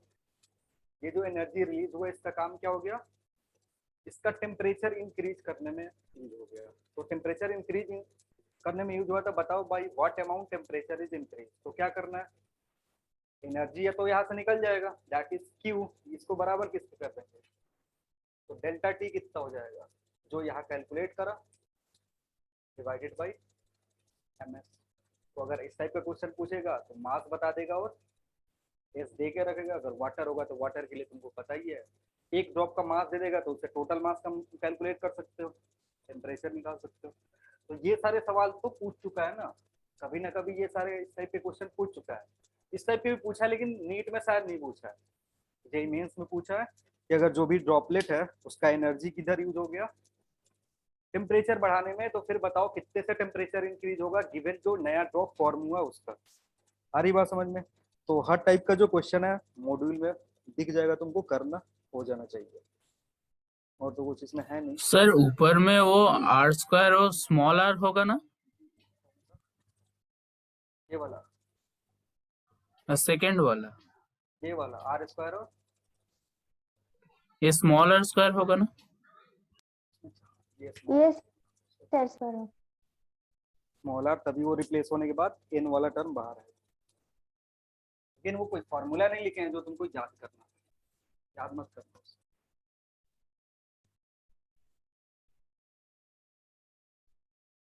अच्छा, किसी ने ग्रुप पे सवाल डाला, वो बढ़िया सवाल था, किसी ने करा नहीं, ऐसा तो ग्राफ दिया हुआ, ये ग्राफ था किसके किसके बीच का, देखे भी नहीं होते तुम लोग, सर ए और बी दो ऐसे जो मेटल सवाल आता है वो बोले थे। देखते भी नहीं हो। इधर सिग्मा सर दिया और दो इधर, मेटल बोले थे। हाँ 2 मेटल दिया हुआ था, एक ए है, मान लो उसमें जो दिया होगा उसका एग्जैक्टली हमको याद नहीं, मैं इसको ए ले रहा हूँ, इसको क्या ले रहा हूँ बी। देखो सबसे पहला चीज उसने पूछा था यंग्स मॉडुलस, यंग्स मॉडुलस किसका ज्यादा होगा और किसका कम होगा। अब यंग्स मॉडुलस देखो, यंग्स मॉडुलस कहाँ से दिखता था, sigma is directly proportional to, जो कांस्टेंट आता था ना वो किसके बराबर होता था, यंग्स मॉडुलस का। और ये वैलिड कब तक होता है, अप टू प्रोपोर्शनल लिमिट। जो डेफिनेशन था हुक्स लॉ का वो क्या बोल रहा था, up to proportional limit sigma जो होगा it will be directly proportional to what, epsilon. यानी ये इसका प्रोपोर्शनल लिमिट और ये इसका प्रोपोर्शनल लिमिट है। इधर जो स्लोप बनेगा, ये स्लोप और ये स्लोप, इन दोनों का स्लोप जैसे निकालोगे, मान लो ये थीटा पता होता, ये थीटा तुमको पता होता, इसका जो tan थीटा का वैल्यू है वही किसके बराबर होगा, गामा के बराबर होगा। क्योंकि अगर इसमें देखोगे तो y is equal to M X, ये y है ये x है, तो m की जगह कौन बैठा हुआ है, गामा बैठा हुआ है जो यंग्स मॉडुलस है। तो स्लोप से क्या पता चलेगा, यंग्स मॉडुलस पता चलेगा। नेक्स्ट चीज पूछा हुआ कौन सा ब्रिटल होगा और कौन सा, दो तरीके के मटेरियल मेटल्स होते हैं, ब्रिटल और डक्टाइल। जानते हो ब्रिटल किसको बोलते हैं और डक्टाइल किसको बोलते हैं? डेफिनेशन अगेन तुमने केमिस्ट्री में ब्रिटल और डक्टाइल को बढ़िया से एक्सप्लेन करा गया कि जिस पे फोर्स लगा या हैमरिंग करे तो ये क्या हो जाए, टूट जाए। ये क्या हो जाता है, टूट जाता है। डक्टाइल के केस में क्या होता है, एक्सपैंड करता है, टूटता नहीं, वो फैलने का कैपेसिटी इसका ज्यादा होता है। ठीक है, अब देखो जो भी ये जो चीज है इसमें क्या है, फोर्स लगा करके फोर्स को ग्रेजुअली इंक्रीज कर रहा है तो सिग्मा इंक्रीज हो रहा है, उससे कोरस्पॉन्डिंग लेंथ इंक्रीज होता है तो एप्सिलॉन इंक्रीज करता है। अब कोई भी मटेरियल अगर ब्रिटाइल होता है ना तो ऐसे जाता है बिना किसी इल्डिंग के, इल्डिंग समझाते हैं कि ऐसे अप डाउन होगा, बिना किसी इल्डिंग के ब्रेक हो जाता है तो ऐसे मटेरियल को क्या बोलते हैं, ब्रिटल बोलते हैं। ऐसा ग्राफ अगर तुमको दिखे सिग्मा वर्सेस ई का, जिसमें कौन सा प्रोसेस नहीं हो, ऐसे अप डाउन प्रोसेस नहीं हो, जैसे जो इस तरीके का जो प्रोसेस है ये नहीं दिखे, ऐसा ग्राफ लो, सीधे क्या हुआ, टूट गया। तो ऐसे ये जो ग्राफ प्लॉट करा गया किसके लिए प्लॉट करा गया, ब्रिटल मटेरियल के लिए। जैसे कास्ट आयरन, कास्ट आयरन जो है तुम्हारा क्या है, ब्रिटल मटेरियल है, वो सीधे ऐसे सिग्मा बढ़ाओ अब साइलेंट बढ़ेगा, लेकिन जैसे जल्दी एक ऐसा पॉइंट आएगा जहाँ पे थर्ड से पूरा क्या होगा, मटेरियल पूरा टूट जाएगा। तो उसको क्या बोलते हैं, ब्रिटल मटेरियल बोलते हैं। नेक्स्ट इसी पॉइंट में तुमको एक चीज और बताए थे, ये होता है मैक्सिमम स्ट्रेस, जिसको क्या बोलते हैं, अल्टीमेट स्ट्रेस भी बोलते हैं। Ultimate stress. ठीक है, अभी देखो यहाँ पे इन दोनों को कंपेयर करना है तो इन दोनों में ब्रिटल कौन होगा, बी ब्रिटल होगा, अकॉर्डिंग टू जो भी मैंने बी लिखा हुआ है ये ब्रिटल है, ये ज्यादा एक्सटेंड कर रहा है, इसको अभी भी एक्सटेंड कर ले रहा है, ये इसके रेस्पेक्ट में कम ब्रिटल है। अपन और भी दे दिया रहता है इस तरीके का, तो ये ए भी ब्रिटल है किसके रेस्पेक्ट में, सी के रेस्पेक्ट में। आ रही बात समझ में? अब नेक्स्ट चीज पूछ रहा था तुमसे कि इन दोनों में कौन सा ज्यादा स्ट्रॉन्गर है या किसका स्ट्रेंथ ज्यादा है, तो स्ट्रेंथ हमेशा डिसाइड करते हैं अल्टीमेट स्ट्रेस से। अल्टीमेट स्ट्रेस जो होता है उससे क्या डिसाइड करते हैं, स्ट्रेंथ डिसाइड करते हैं। और अल्टीमेट स्ट्रेस होता क्या है, मैक्सिमम स्ट्रेस जो बॉडी विथ स्टैंड कर सकता है। तो इन दोनों में कौन मैक्सिमम स्ट्रेस विथ स्टैंड कर रहा है, ये स्टैंड कर रहा है, क्योंकि इसका सिग्मा मैक्स कहीं इधर होगा, इसका सिग्मा मैक्स किधर है, इधर। तो मैक्सिमम विथ स्टैंडिंग कैपेसिटी किसके पास है, ए के पास है, तो वो जो होगा उसके पास ज्यादा स्ट्रेंथ होगा, ज्यादा स्ट्रॉन्गर होगा। आ रही है बात समझ में? चलो वो जो भी क्वेश्चन तुमने भेजा था वो मैंने बता दिया, चेक कर लेना। नोट में पीछे लिख भी सकते हो कि slope of sigma versus E graph gives Young's modulus. वो शायद मैं उस टाइम बताना भूल जाऊंगा, तो लिख सकते हो पीछे। स्लोप जो होगा of sigma versus E graph up to proportional limit represent Young's modulus. जो कॉपी लाया वो अभी लिख लो, जिसका कॉपी चेंज हो गया तो साइड में कहीं लिख सकता है, बाद में जाकर के ऐड कर लो। Slope of sigma versus epsilon graph, sigma versus epsilon मतलब stress and strain graph, sigma versus epsilon graph gives Young's modulus up to proportional limit, क्योंकि जहां तक प्रोपोर्शनल लिमिट होता है वहीं तक हुक्स लॉ वैलिड होता है, उसके आगे हुक्स लॉ वैलिड नहीं होता है, क्योंकि उसके आगे से फिर बॉडी अपना शेप टोटल रिगेन नहीं कर पाता है। चलो, तो ये सरफेस टेंशन की बात हो रही थी, सरफेस टेंशन से रिलेटेड जो भी बातें थी वो हम खत्म कर चुके हैं। नेक्स्ट बात करेंगे viscosity.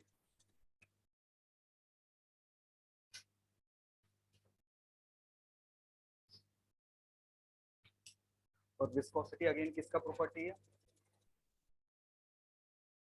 Property of fluid. Fluid मतलब लिक्विड भी आएगा और गैस भी।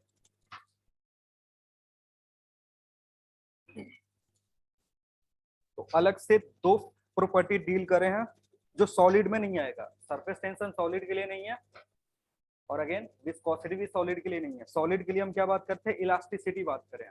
इलास्टिसिटी किसका प्रॉपर्टी है, सॉलिड का। थर्मल एक्सपेंशन जो प्रॉपर्टी था वो तीनों में होता है, सॉलिड में भी, लिक्विड में भी और गैस में भी। लेकिन सॉलिड में हमें बात जब करते हैं तो लीनियर एक्सपेंशन, सुपरफिशियल एक्सपेंशन और वॉल्यूम एक्सपेंशन तीनों। जब गैस और लिक्विड की बात करोगे तो बस वॉल्यूम एक्सपेंशन। हो गया? तो लिखना, it is a property of fluid, it is a property of fluid,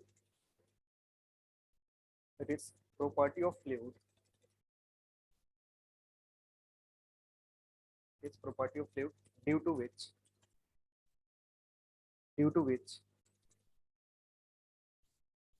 an internal resistance, due to which an internal resistance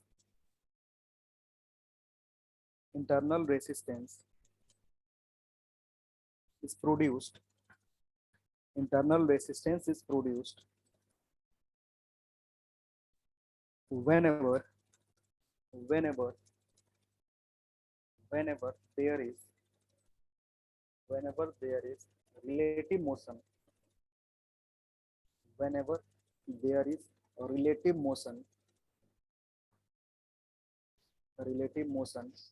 between adjacent layers, between adjacent layers, full stop. It is also known as it is also known as it's also known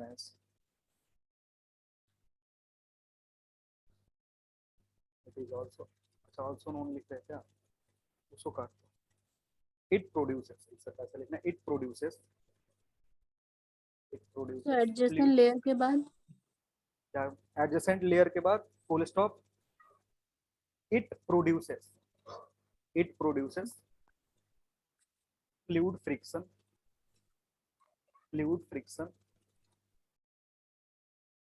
or internal friction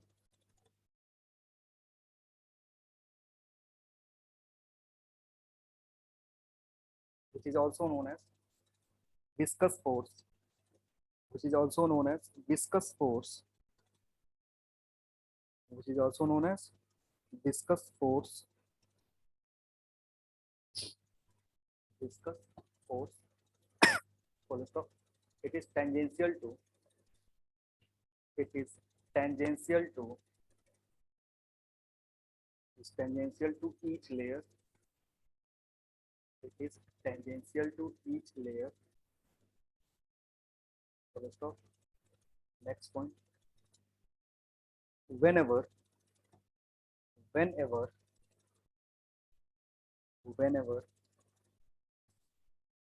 there is another body, whenever there is other लिख सकते हो other body in the fluid, whenever there is other body in the fluid, it also experiences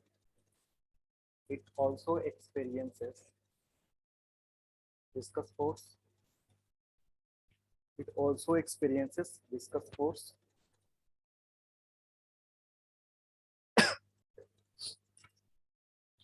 viscosity किसका property है, fluid का। ठीक है, basically जो भी ये विस्कोसिटी है ना, जैसे हमने फ्रिक्शन पढ़ा हुआ है कि एक बॉडी के ऊपर दूसरा बॉडी जब मूव करता है, whenever there is relative motion, जैसे ये दो ब्लॉक था, ब्लॉक ए और ब्लॉक बी, अगर ये सरफेस रफ है, इन दोनों के बीच में रिलेटिव मोशन हो रहा था, तो क्या होता था, मोशन को अपोज करने के लिए एक फोर्स आता था which is parallel to the surface, और उसको क्या बोलते थे, फ्रिक्शन बोलते थे। यहाँ पर भी सेम चीज हो रहा है, बस नाम क्या है, विस्कोसिटी है, या इसको क्या बोल सकते हो, जो फोर्स इसके चलते आता है उसको विस्कस फोर्स या फिर फ्लूइड फोर्स या फिर फ्लूइड फ्रिक्शन या फिर इंटरनल फोर्स, इंटरनल फ्रिक्शन बोल सकते थे। अब यहाँ पर फिर से आए कौन, न्यूटन ने अपना थ्योरी दिया, इसको बोलते हैं न्यूटन्स लॉ ऑफ विस्कोसिटी, लिखोगे न्यूटन्स लॉ ऑफ विस्कोसिटी।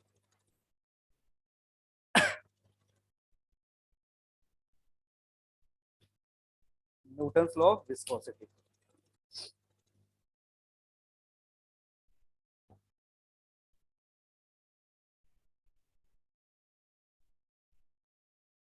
समझना इसमें थोड़ा सा।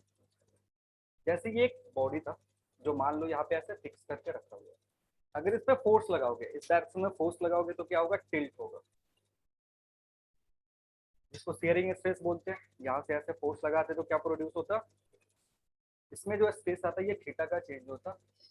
और किसी पर्टिकुलर फोर्स के लिए ये जो थीटा रहेगा ये क्या रहेगा, कांस्टेंट रहेगा। एक पर्टिकुलर फोर्स के लिए, जैसे ये बॉडी है, ये तुम्हारा सॉलिड है, अगर पर्टिकुलर फोर्स के लगा करके रखोगे तो ये थीटा क्या रहेगा, कांस्टेंट रहेगा। सॉलिड केस में ऐसा होता है। लेकिन जैसे जब अब ये सॉलिड केस था, इसको हुक्स ने एक्सप्लेन करा, जो रिलेशन बताया किसका, जो भी तुम्हारा टाउ है, how this is proportional to theta, ये सारा चीज किसने बता दिया, हुक्स ने बता दिया। लेकिन जब वो फ्लूइड के केस में आया तो फेल हो गया। फेल क्यों हो गया, क्योंकि इसमें जो थीटा है ना वो कांस्टेंट नहीं रहता है। जैसे मान लो यहाँ पे क्या है, तुम्हारा फ्लूइड था, ऐसा रखा हुआ था, एक ये बॉक्स है, इधर क्या है, ये जो बॉक्स है ये मान लो फ्लूइड बॉक्स है, ये कहाँ रखा हुआ है, एक सरफेस पे रखा हुआ है। अभी सरफेस हॉरिजॉन्टल है, हॉरिजॉन्टल सरफेस है, इस पे जो फोर्स लग रहा है वो किधर लगेगा, नीचे की तरफ। ये फ्लूइड का बॉक्स जो रखा हुआ है, इस पे नीचे की तरफ कितना फोर्स लग रहा है, mg। क्या ये फ्लो करेगा, ऐसे अगर रखा हुआ है बॉक्स तो फ्लो नहीं करेगा। या बॉक्स से कंफ्यूज हो रहा है तो मान लो एक ड्रॉपलेट था, ड्रॉपलेट इस सरफेस पे रखा हुआ है, इस पे लगने वाले फोर्सेस कौन कौन से हैं, एक नॉर्मल रिएक्शन लग रहा होगा ऊपर की तरफ और एक फोर्स लग रहा होगा नीचे, mg। क्या ये फ्लो करेगा, नहीं करेगा। कभी भी फ्लूइड को फ्लो करवाने के लिए टेंजेंशियल फोर्स की जरूरत पड़ती है। फ्लूइड कभी भी नॉर्मल फोर्स के चलते फ्लो नहीं करेगा। अब इसको हल्का सा भी टिल्ट करोगे, मान लो ये जो सरफेस था इसको मैंने क्या करा, टिल्ट करा, जैसे बुक पे एक ड्रॉप रख लेते हैं वाटर का और इसको ऐसे रखे रहोगे, वो गिरेगा, नहीं गिरेगा। गिरने के लिए क्या करना पड़ेगा, थोड़ा सा टिल्ट करना पड़ेगा। जब टिल्ट करते हो तो क्या होता है, जैसे ही टिल्ट करते हो इस mg का एक कंपोनेंट आने लगता है इधर, mg। अगर ये थीटा है तो साइन थीटा इधर आएगा। अब ये जो mg साइन थीटा है ना वो टेंजेंशियल हो गया, और जैसे ही टेंजेंशियल आएगा ये क्या करने लगेगा, फ्लो होने लगेगा। यानी कभी भी फ्लूइड फ्लो हो रहा है तो वहां पक्का कौन सा फोर्स होगा, एक टेंजेंशियल फोर्स होगा, जिस फोर्स के चलते क्या हो रहा है, फ्लूइड का फ्लो हो रहा है। आ रही बात समझ में। अब ये जो फ्लो एक बार स्टार्ट हो जाती है, ये जो टेंजेंशियल फोर्स है ना, ये टेंजेंशियल फ्लो फोर्स जो है, इसका वैल्यू जीरो से जैसे ही थोड़ा सा ही बड़ा होगा, जीरो से बड़ा होगा, नॉन जीरो अगर होगा फ्लो नहीं होगा, जीरो से हल्का सा भी अगर तुमने बढ़ाया फ्लो स्टार्ट हो जाएगा। और जब फ्लो स्टार्ट होगा it will B continuous, flow होते रहेगा होते रहेगा, यानी जो भी चेंज होगा। इसलिए मैंने इसको किस फॉर्म में लेकर समझा था, बॉक्स लेकर के समझ रहा था। मान लो इधर हम फोर्स लगाते हैं ना, इसके चलते जो चेंज होता थीटा में वो कंटिन्यूअसली होता जाता है, क्योंकि ये जो सरफेस यहाँ पे दिख रहा है कुछ देर में यहाँ पे दिखेगा, यहाँ पे दिखेगा, यहाँ पे दिखेगा, और कंटिन्यूअसली फ्लो होकर के क्या हो जाएगा, कहीं और चला जाएगा। तो ये जो थीटा है ना ये क्या हो रहा है, कंटिन्यूअसली चेंज हो रहा है, वेरी हो रहा है। तो सेम फोर्स के लिए तुमने फोर्स को चेंज नहीं किया, सेम फोर्स के लिए जो थीटा है वो क्या हो रहा है, इंक्रीज हो रहा है, चेंज हो रहा है। तो इस केस में हम ऐसा नहीं बोल सकते हैं tau is directly proportional to what, theta, क्योंकि ये गलत हो जाएगा, क्योंकि थीटा कांस्टेंट है ही नहीं। और जब थीटा कांस्टेंट नहीं है तो न्यूटन ने दिमाग लगाया, बोला कि हम थीटा डिफाइन ही नहीं करेंगे, हम डिफाइन करेंगे रेट ऑफ स्ट्रेन। ने क्या डिफाइन करा, रेट डिफाइन कर दिया, क्योंकि चेंज हो रहा है टाइम के साथ, जो एंगल है वो क्या हो रहा है, कंटिन्यूअसली चेंज हो रहा है। टाइम के साथ कोई भी फैक्टर चेंज हो रहा होता है तो उसके लिए हम क्या बात करते हैं, रेट का। तो इसलिए न्यूटन ने क्या बोला कि जो भी तुम्हारा स्ट्रेस है, और स्ट्रेस यहाँ किस टाइप का है, बोलो, शियर। स्ट्रेस कैसा होना चाहिए, शियर। मतलब जब भी फ्लूइड का बात होगा स्ट्रेस कैसा होगा, shear stress. It will be directly proportional to rate of shear strain. आ रही बात समझ में। यानी जो यहाँ टाउ होगा, this tau will be directly proportional to what, d theta by d t. यानी अगर इस अल्फा को हटाओगे, मतलब ये साइन ऑफ प्रोपोर्शनलिटी को हटाओगे तो एक कांस्टेंट इंट्रोड्यूस करना पड़ेगा, तो वो दैट कांस्टेंट इज रिप्रेजेंटेड एट मीटा। और इसको क्या बोलते हैं, विस्कोसिटी बोलते हैं। तो क्या बोलेंगे, कोफिशिएंट ऑफ विस्कोसिटी। और ये जो इक्वेशन है ये क्या है तुम्हारे पास, ये जो इक्वेशन है इसको बोलते हैं न्यूटन लॉ ऑफ विस्कोसिटी। अभी लिखना नहीं, इसमें एक और छोटा सा चेंज है। बाद में उसने एक और चीज प्रूव करा, हाँ समझ लो, अभी एरिया कुछ गोली मारो, जो मेन चीज है वो। अब देखो जो भी फ्लूइड है ना, ये फ्लूइड मैंने अगेन बॉक्स लेकर के समझ रहे हैं, ये फ्लूइड में बहुत सारे लेयर्स हैं। फ्लूइड में क्या है तुम्हारे पास, बहुत सारे लेयर है। अब मान लो इस लेयर पे हमने एक पॉइंट देखा, यहाँ पे एडजेसेंट लेयर का यहाँ पे पॉइंट था। जब ये मूव हुआ कुछ देर बाद हमने देखा ये मोशन होकर के क्या हो गया, ये सारे पॉइंट मूव करके कहाँ चले गए, कुछ इस तरीके का मोशन हुआ। मतलब जो सरफेस अभी ऐसे प्लेन था वो कुछ देर बाद देखोगे तो कैसा दिखेगा, टिल्टेड दिखेगा। अब टिल्टेड दिखेगा तो तुमको दिख रहा है कि ये जो टॉप पे पॉइंट है ये ज्यादा डिस्टेंस कवर कर रहा है। टॉप पे जो सबसे ऊपर जो पॉइंट है वो डिस्टेंस ज्यादा कवर करा सेम टाइम में, यानी उसकी वेलोसिटी क्या होगी, ज्यादा होगी एज रिस्पेक्ट टू जो पार्टिकल नीचे की तरफ है। यानी यहाँ पे एक और टर्म आएगा, जैसे जैसे नीचे की तरफ जाओगे तो वेलोसिटी क्या होगा, घटेगा। जैसे जैसे नीचे जाओगे तो क्या होगा, वेलोसिटी घटेगा। और जब वेलोसिटी पोजीशन के रेस्पेक्ट में घट रहा है तो यहाँ से एक टर्म आता है जिसको बोलते हैं वेलोसिटी ग्रेडियंट। क्या बोलेंगे, वेलोसिटी ग्रेडियंट। और ये प्रूव किया कि जो वेलोसिटी ग्रेडियंट होता है ना ये बराबर होता है रेट ऑफ शियर स्ट्रेन के, rate of shear strain. Velocity gradient तुम्हारा क्या है, चेंज इन वेलोसिटी किसके रेस्पेक्ट में, पोजीशन के रेस्पेक्ट में। क्योंकि सबसे टॉप पे जो पार्टिकल था कुछ देर बाद देखा, जैसे ये टी इक्वल टू 0 का कंडीशन है, ये कब का कंडीशन है, टी इक्वल टू टी का। तो जो ऊपर वाला पार्टिकल था वो डिस्प्लेस हुआ इतना, उसके नीचे वाला पार्टिकल, उसके नीचे वाला यहाँ चला गया। यानी जैसे जैसे नीचे जा रहा है वो डिस्प्लेसमेंट क्या हो रहा है, कम हो रहा है। टाइम तुमने सेम दिया हुआ है, इसका मतलब हर एक लेयर का जो वेलोसिटी होगा वो क्या होगा, अलग होगा। सबसे कम किसका होगा, जो सरफेस के साथ कांटेक्ट में था, वो बेचारा जहाँ था वहीं पे रहेगा। इसकी वेलोसिटी 0, इसकी वेलोसिटी मैक्सिमम। अगर ये लेंथ dy होता और वेलोसिटी में यहाँ पे मान लो वेलोसिटी कितना है, v है, यहाँ पे जो वेलोसिटी है वो v माइनस dv है। तो जो वेलोसिटी में चेंज हुआ वो कितने का हुआ, dv का। तो dv बाई dy क्या होगा तुम्हारा, वेलोसिटी ग्रेडियंट होगा। तो यहाँ से ये लिख सकते हैं dy बाई, या सॉरी dv बाई dy कितने के बराबर होगा, T theta by d T. Again ये प्रूव कर सकते हैं लेकिन उसमें टाइम बर्बाद नहीं कर रहे हैं। तो अगर इसको देखोगे, अगर इस ये इक्वेशन 1 है, ये इक्वेशन 2 है, ये 1 ये 2, तो 1 2 से जो न्यूटन्स लॉ ऑफ विस्कोसिटी है उसको ऐसे भी लिख सकते हैं, tau is equal to eta into D V by D Y. तो ये दोनों जो इक्वेशन है, इक्वेशन ये और ये नंबर 3, ये दोनों क्या है तुम्हारा, न्यूटन्स लॉ ऑफ विस्कोसिटी है। क्योंकि उसने प्रूव करके बताया था कि जो रेट ऑफ स्ट्रेन है वो किसके बराबर है, वेलोसिटी ग्रेडियंट के बराबर है। तो ये भी न्यूटन्स लॉ ऑफ विस्कोसिटी और ये भी न्यूटन्स लॉ ऑफ विस्कोसिटी है। इस फॉर्मूला का बहुत ज्यादा यूज होता है, अभी देखेंगे क्यों यूज होगा।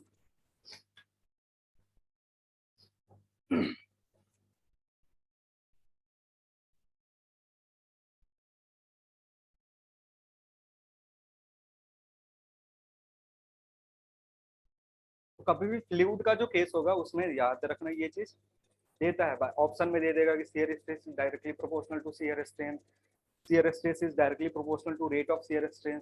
टिक कौन सा करोगे, रेट वाला टर्म टिक करोगे इन केस ऑफ फ्लूइड। इन फ्लूइड में शियर स्ट्रेन रेट के डायरेक्टली प्रोपोर्शनल होता है। जितना थीटा बढ़ाओगे, अगर रेट तुमको इंक्रीज करना है यानी शियर फोर्स बढ़ाना पड़ेगा। शियर फोर्स कम करोगे, चेंज होगा, स्लो चेंज होगा।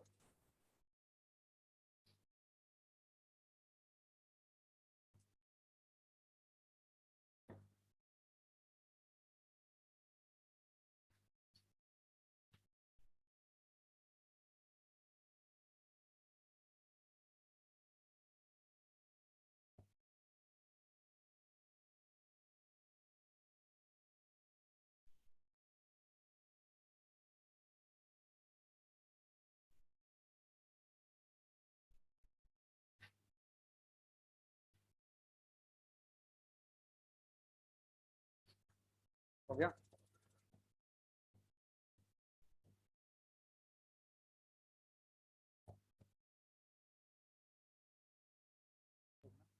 where neta is known as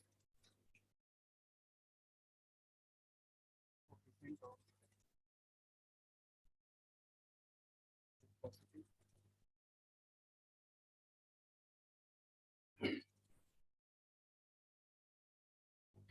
क्या बोलेंगे कोफिशिएंट ऑफ विस्कोसिटी। यूनिट क्या होगा इसका, यूनिट की अगर बात करें यहाँ से निकाल सकते हैं। देखो ये जो टाउ है इसका यूनिट क्या होता है, न्यूटन पर मीटर स्क्वायर, या मैं उसको पास्कल बोल सकता हूँ। तो न्यूटन पर मीटर स्क्वायर क्या होता है, पास्कल ही होता है। तो पास्कल इसके लिए यूज कर सकते हैं। ये वाला जो पूरा टर्म है वहां से क्या निकल के आएगा, सेकेंड। तो पास्कल सेकेंड किसका यूनिट है, पास्कल सेकेंड तुम्हारा यूनिट है कोफिशिएंट ऑफ विस्कोसिटी का।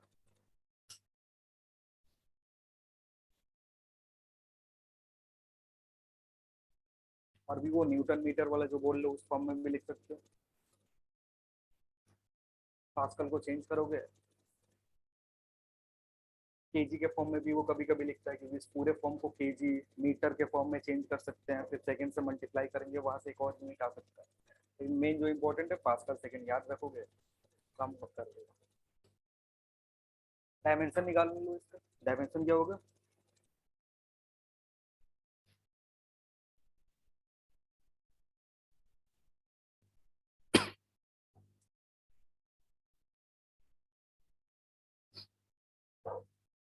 डायमेंशन निकालने के लिए बोले थे ना फोर्स का याद रखना हमेशा।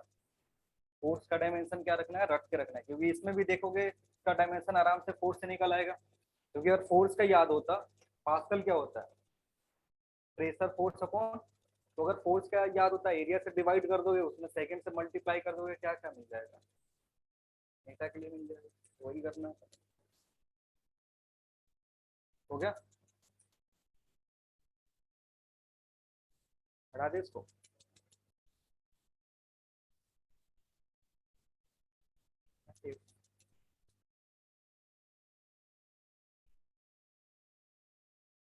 इस एरिया इज गिवन, इस एरिया ए इज गिवन। अगर एरिया ए दिया हुआ है देन शियर फोर्स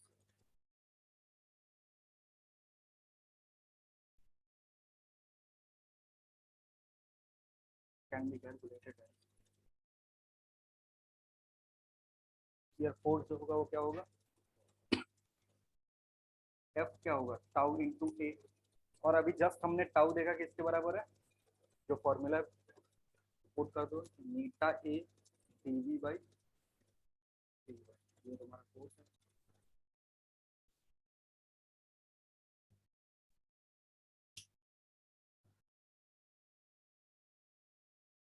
ये बस चेंज क्या हुआ, ये फोर्स दे रहा है, पिछला वाला क्या दे रहा था, शियर स्ट्रेस दे रहा था, और ये शियर फोर्स दे रहा है, क्योंकि एरिया से हमने क्या करा हुआ, मल्टीप्लाई कर दिया। तो अगर एरिया दे दिया, नीचा दे दिया, वेलोसिटी ग्रेडियंट दे दिया, तो वहां से फोर्स कैलकुलेट कर सकते हो कितना फोर्स लग रहा है सरफेस पे।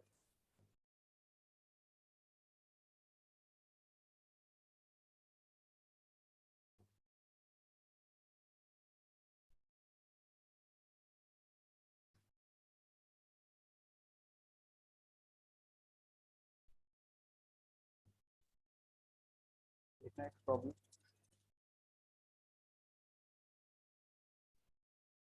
Find find force required, find force required,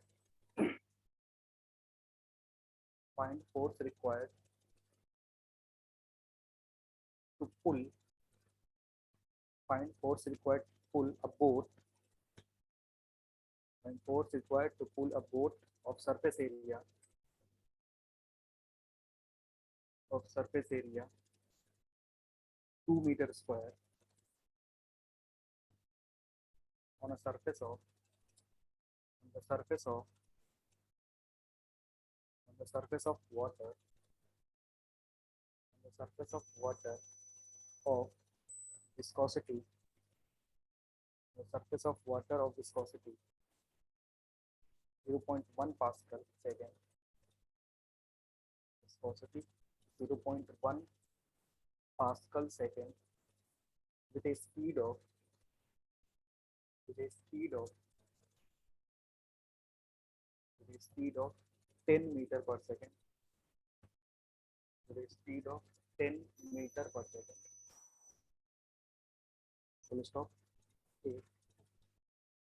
a depth of water below, depth speed of of 10 meter पर सेकंड के बाद sir full stop if depth of water below the port is 2 meter.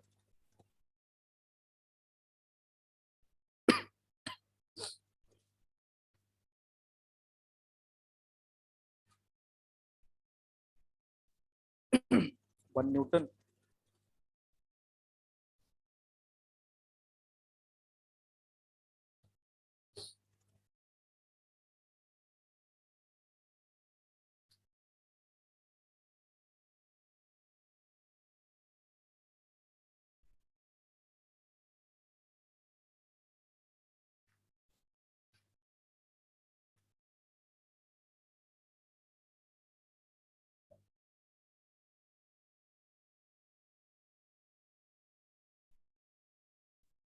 Sir depth of water depth of water कितना दिया था 2 metre. हाँ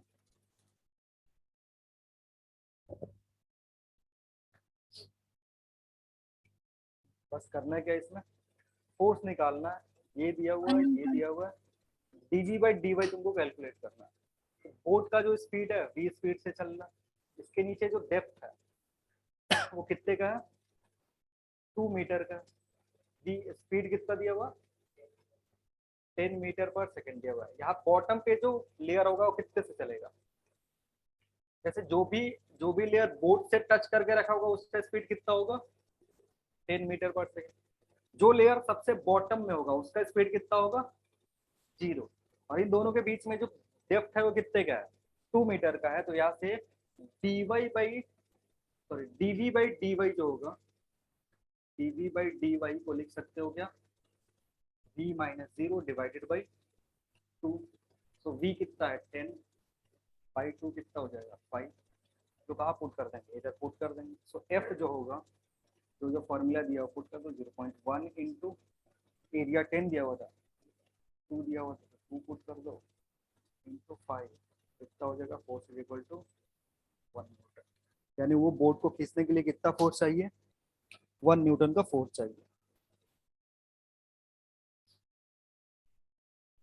लिखना heading में लिख लो या नोट में करके लिख लो. नोट में लिख लेना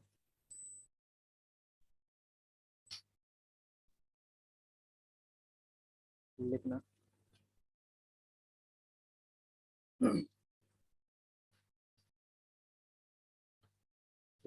Poise and Pozzilli.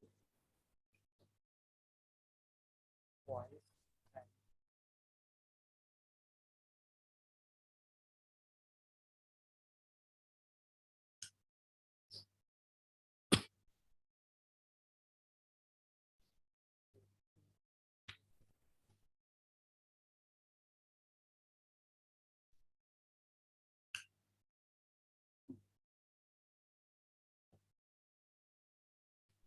अब ये जो टर्म है ये दोनों यूनिट यूज होता है अगेन किसके लिए विस्कोसिटी. जैसे जो एक यूनिट हमने देखा पास्कल सेकेंड ये इसका ऐसा यूनिट है लेकिन ऑनर में एक नाम दिया गया है. साइंटिस्ट थे पोजिली करके जिन्होंने मोस्ट ऑफ द काम किया इस पे. सो पोजिली के नेम जो पास्कल है वो क्या कर दिया पास्कल सेकेंड को रिप्लेस कर दिया गया. मतलब जो कॉमनली यूज होगा वो क्या होगा ये यूज होगा. और पॉइज अब क्या है तुम्हारा जैसे ये तुम्हारा पोजिली है ये क्या है एसआई यूनिट इसको बोल सकते हो जो ऑनर में दिया गया नाम है.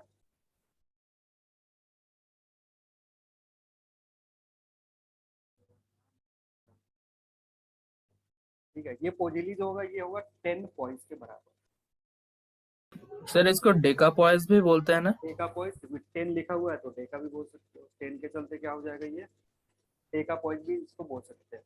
तो ये तुम्हारा सीजीएस यूनिट है सॉरी ये तुम्हारा एसआई यूनिट है और ये क्या है तुम्हारा सीजीएस यूनिट. तो कभी कभी पूछ लेता है कि what is CGS unit of viscosity या कोफिशिएंट ऑफ विस्कोसिटी. तो क्या लिखेंगे पॉइज लिखेंगे. यहाँ पे नाम क्या है सीजीएस का पॉइज है. और एसआई यूनिट इसका क्या है पोजिली भी यूज कर सकते हो पास्कल भी यूज कर सकते हो या इसको न्यूटन में कन्वर्ट करके वो वाला टर्म भी यूज कर सकते हो. रिलेशन क्या है पोजिली और पॉइज के बीच में पोजिली जो होगा वो 10 पॉइज के बराबर होता है.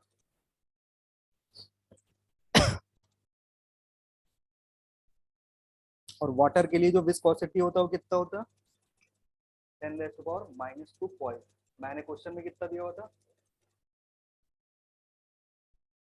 सेम था या अलग अलग था? 0.1 क्या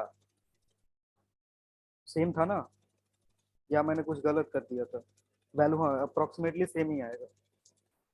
0.1 पॉइंट को चेंज करो कितना आएगा वो, इसको चेंज करोगे ना किसमें, वो जीली में या पास्कल में, तो यही वैल्यू इसको अगर पास्कल में लिखना चाहोगे तो कितना में कन्वर्ट हो जाएगा पास्कल सेकंड में? 10 से डिवाइड कर दो, सॉरी 10 से मल्टीप्लाई कर दोगे तो उसमें उस फॉर्म में कन्वर्ट हो जाएगा।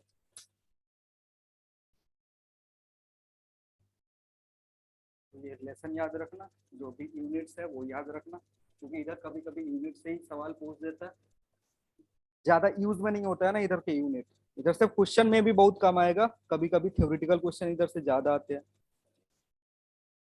और कुछ बचा इसमें?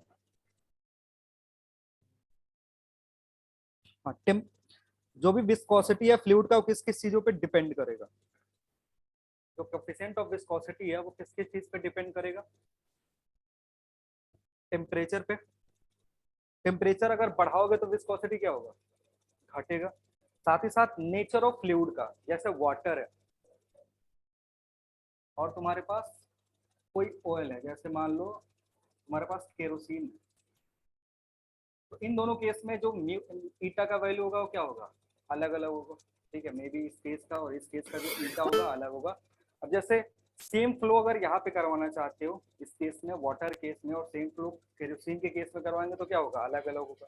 यानी जो विस्कोसिटी अगेन डिपेंड करेगा नेचर ऑफ फ्लूइड, और प्रेशर पे डिपेंड करेगा। टेम्परेचर पे डिपेंड कर रहा है तो प्रेशर पे भी क्या होना चाहिए, डिपेंड करना चाहिए। तो ये प्रेशर पे भी नीटा डिपेंड करता है और टेम्परेचर पे भी डिपेंड करता है, साथ ही साथ नेचर किस टाइप का है फ्लूइड का उस पर भी डिपेंड करेगा। अगेन ये सारी चीजें जो है तुम्हारा थ्योरेटिकल है। और कोई सवाल है इस टाइप का? चलो इसके बाद जो टर्म आएगा वो आएगा न्यूटन्स लॉ ऑफ विस्कोसिटी, लेकिन ये पढ़ेंगे लास्ट में जब तुम्हारा फ्लूइड खत्म हो जाएगा, तो क्योंकि इसमें थोड़ा सा बायसी का कंसेप्ट हो जाएगा। चलो फिर आज इतना ही रखते हैं, बाकी करेंगे अगले क्लास में। Thank you everyone. Thank you, sir. Thank you sir.